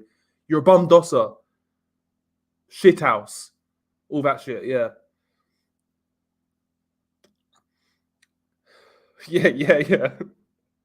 That fight when Tony Bellew won those fights, I was so pissed off, man. That was like Tony Bellew beating a part of my childhood. Because David Haye was him and Joe Calzaghe were my favorite kind of childhood fighters. I was so pissed when Tony Bellew beat Haye. So pissed.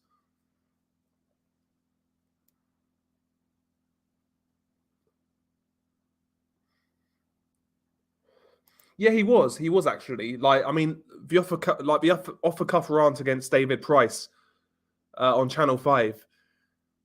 Like he was funny back then when he was off the cuff.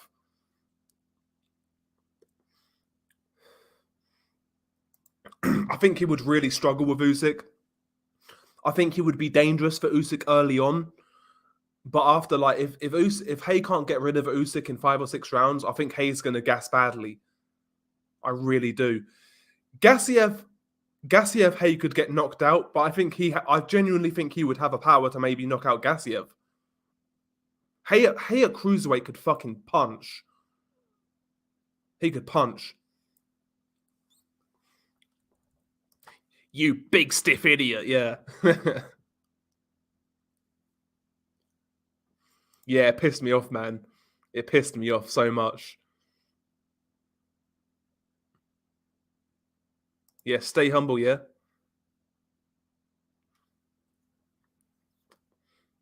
It makes us sick as well because like we know boxing like more than like the average fan, and they was like, "Oh, Tony Bell, you beat David Hay." Well, he did, but he didn't, man. You know what I mean? It's pissed me off so much. Yeah, Gassiev Hay would be a very good fight. Hay would have a big speed advantage, no doubt about it. But Gassiev has underrated timing with that left hook. And if he catches David Hay jumping in, it could be curtains. Be a great fight. I think Hay versus Lebedev would have been a great fight. I'd have favoured David Hay in that one. There's some, yeah. I mean, he could have been in good fights. That would be a good fight. The thing is with Briedis was always a hot and cold fighter. There's certain cruiserweight fights where he looks really good, and others where he looks fucking terrible. Like the Gevil fight, for example, where he got a gift decision. So it's one of those ones.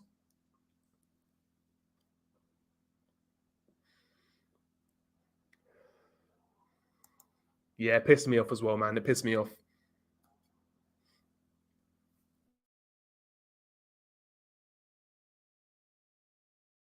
The first fight, I lost a lot of money on David Hay.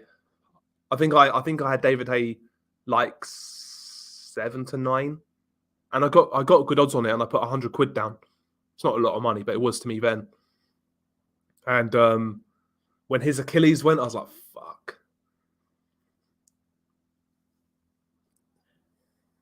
Because I knew Hay was shot. I knew Hay was shot, but even then, I thought a shot David Hay beats Tony Bellew. I was like, fuck, man.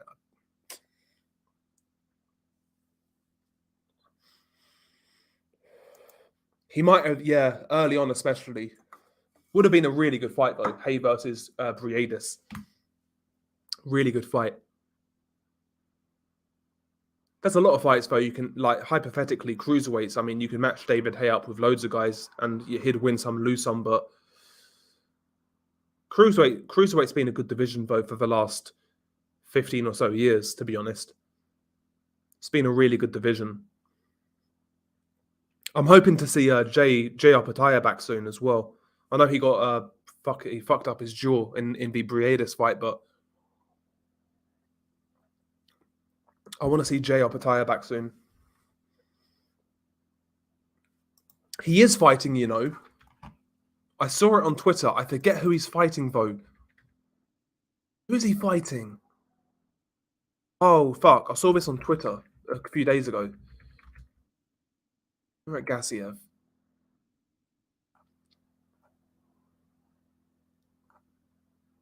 Or maybe not. Maybe not. No, he doesn't have a fight scheduled.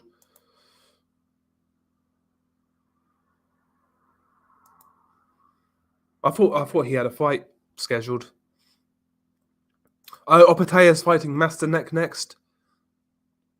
It's a decent first title defense. It's a decent first title defense. Seen a lot worse. Well, I've seen a lot worse. Seen a lot worse. It's hard to believe though, Masternak, I'm having a look now, he's only 35. Feels like he's been around forever. Feels like he should be like 38, 39. And he's coming off a decent run of form as well. Got some wins under his belt. So we'll see what he does.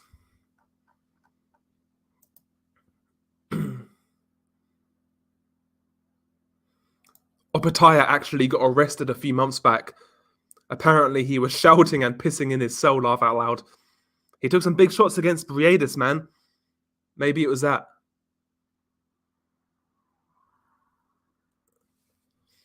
I do recall that. Yeah, I do. Yeah, I think you're right, bro. I think you're right. When he first went to heavyweight, I thought he'd do something. But yeah, that is true. His guard is good. He does have a good guard.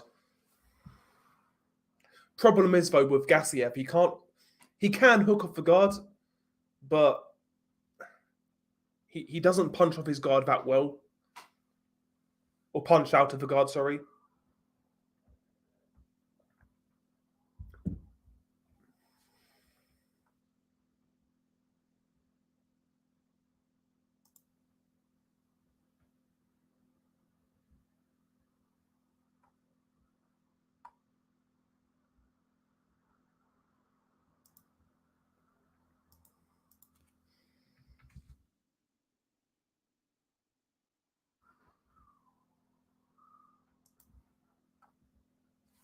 Anyway, guys, I need to wrap this one up. I've got to work tomorrow. But yeah, enjoy the boxing this weekend. We got Sonny Edwards in action. I mean, biggest fight weekend of the year, no doubt. But yeah, I'm gonna wrap this one up, guys. Stay safe as always. Peace out.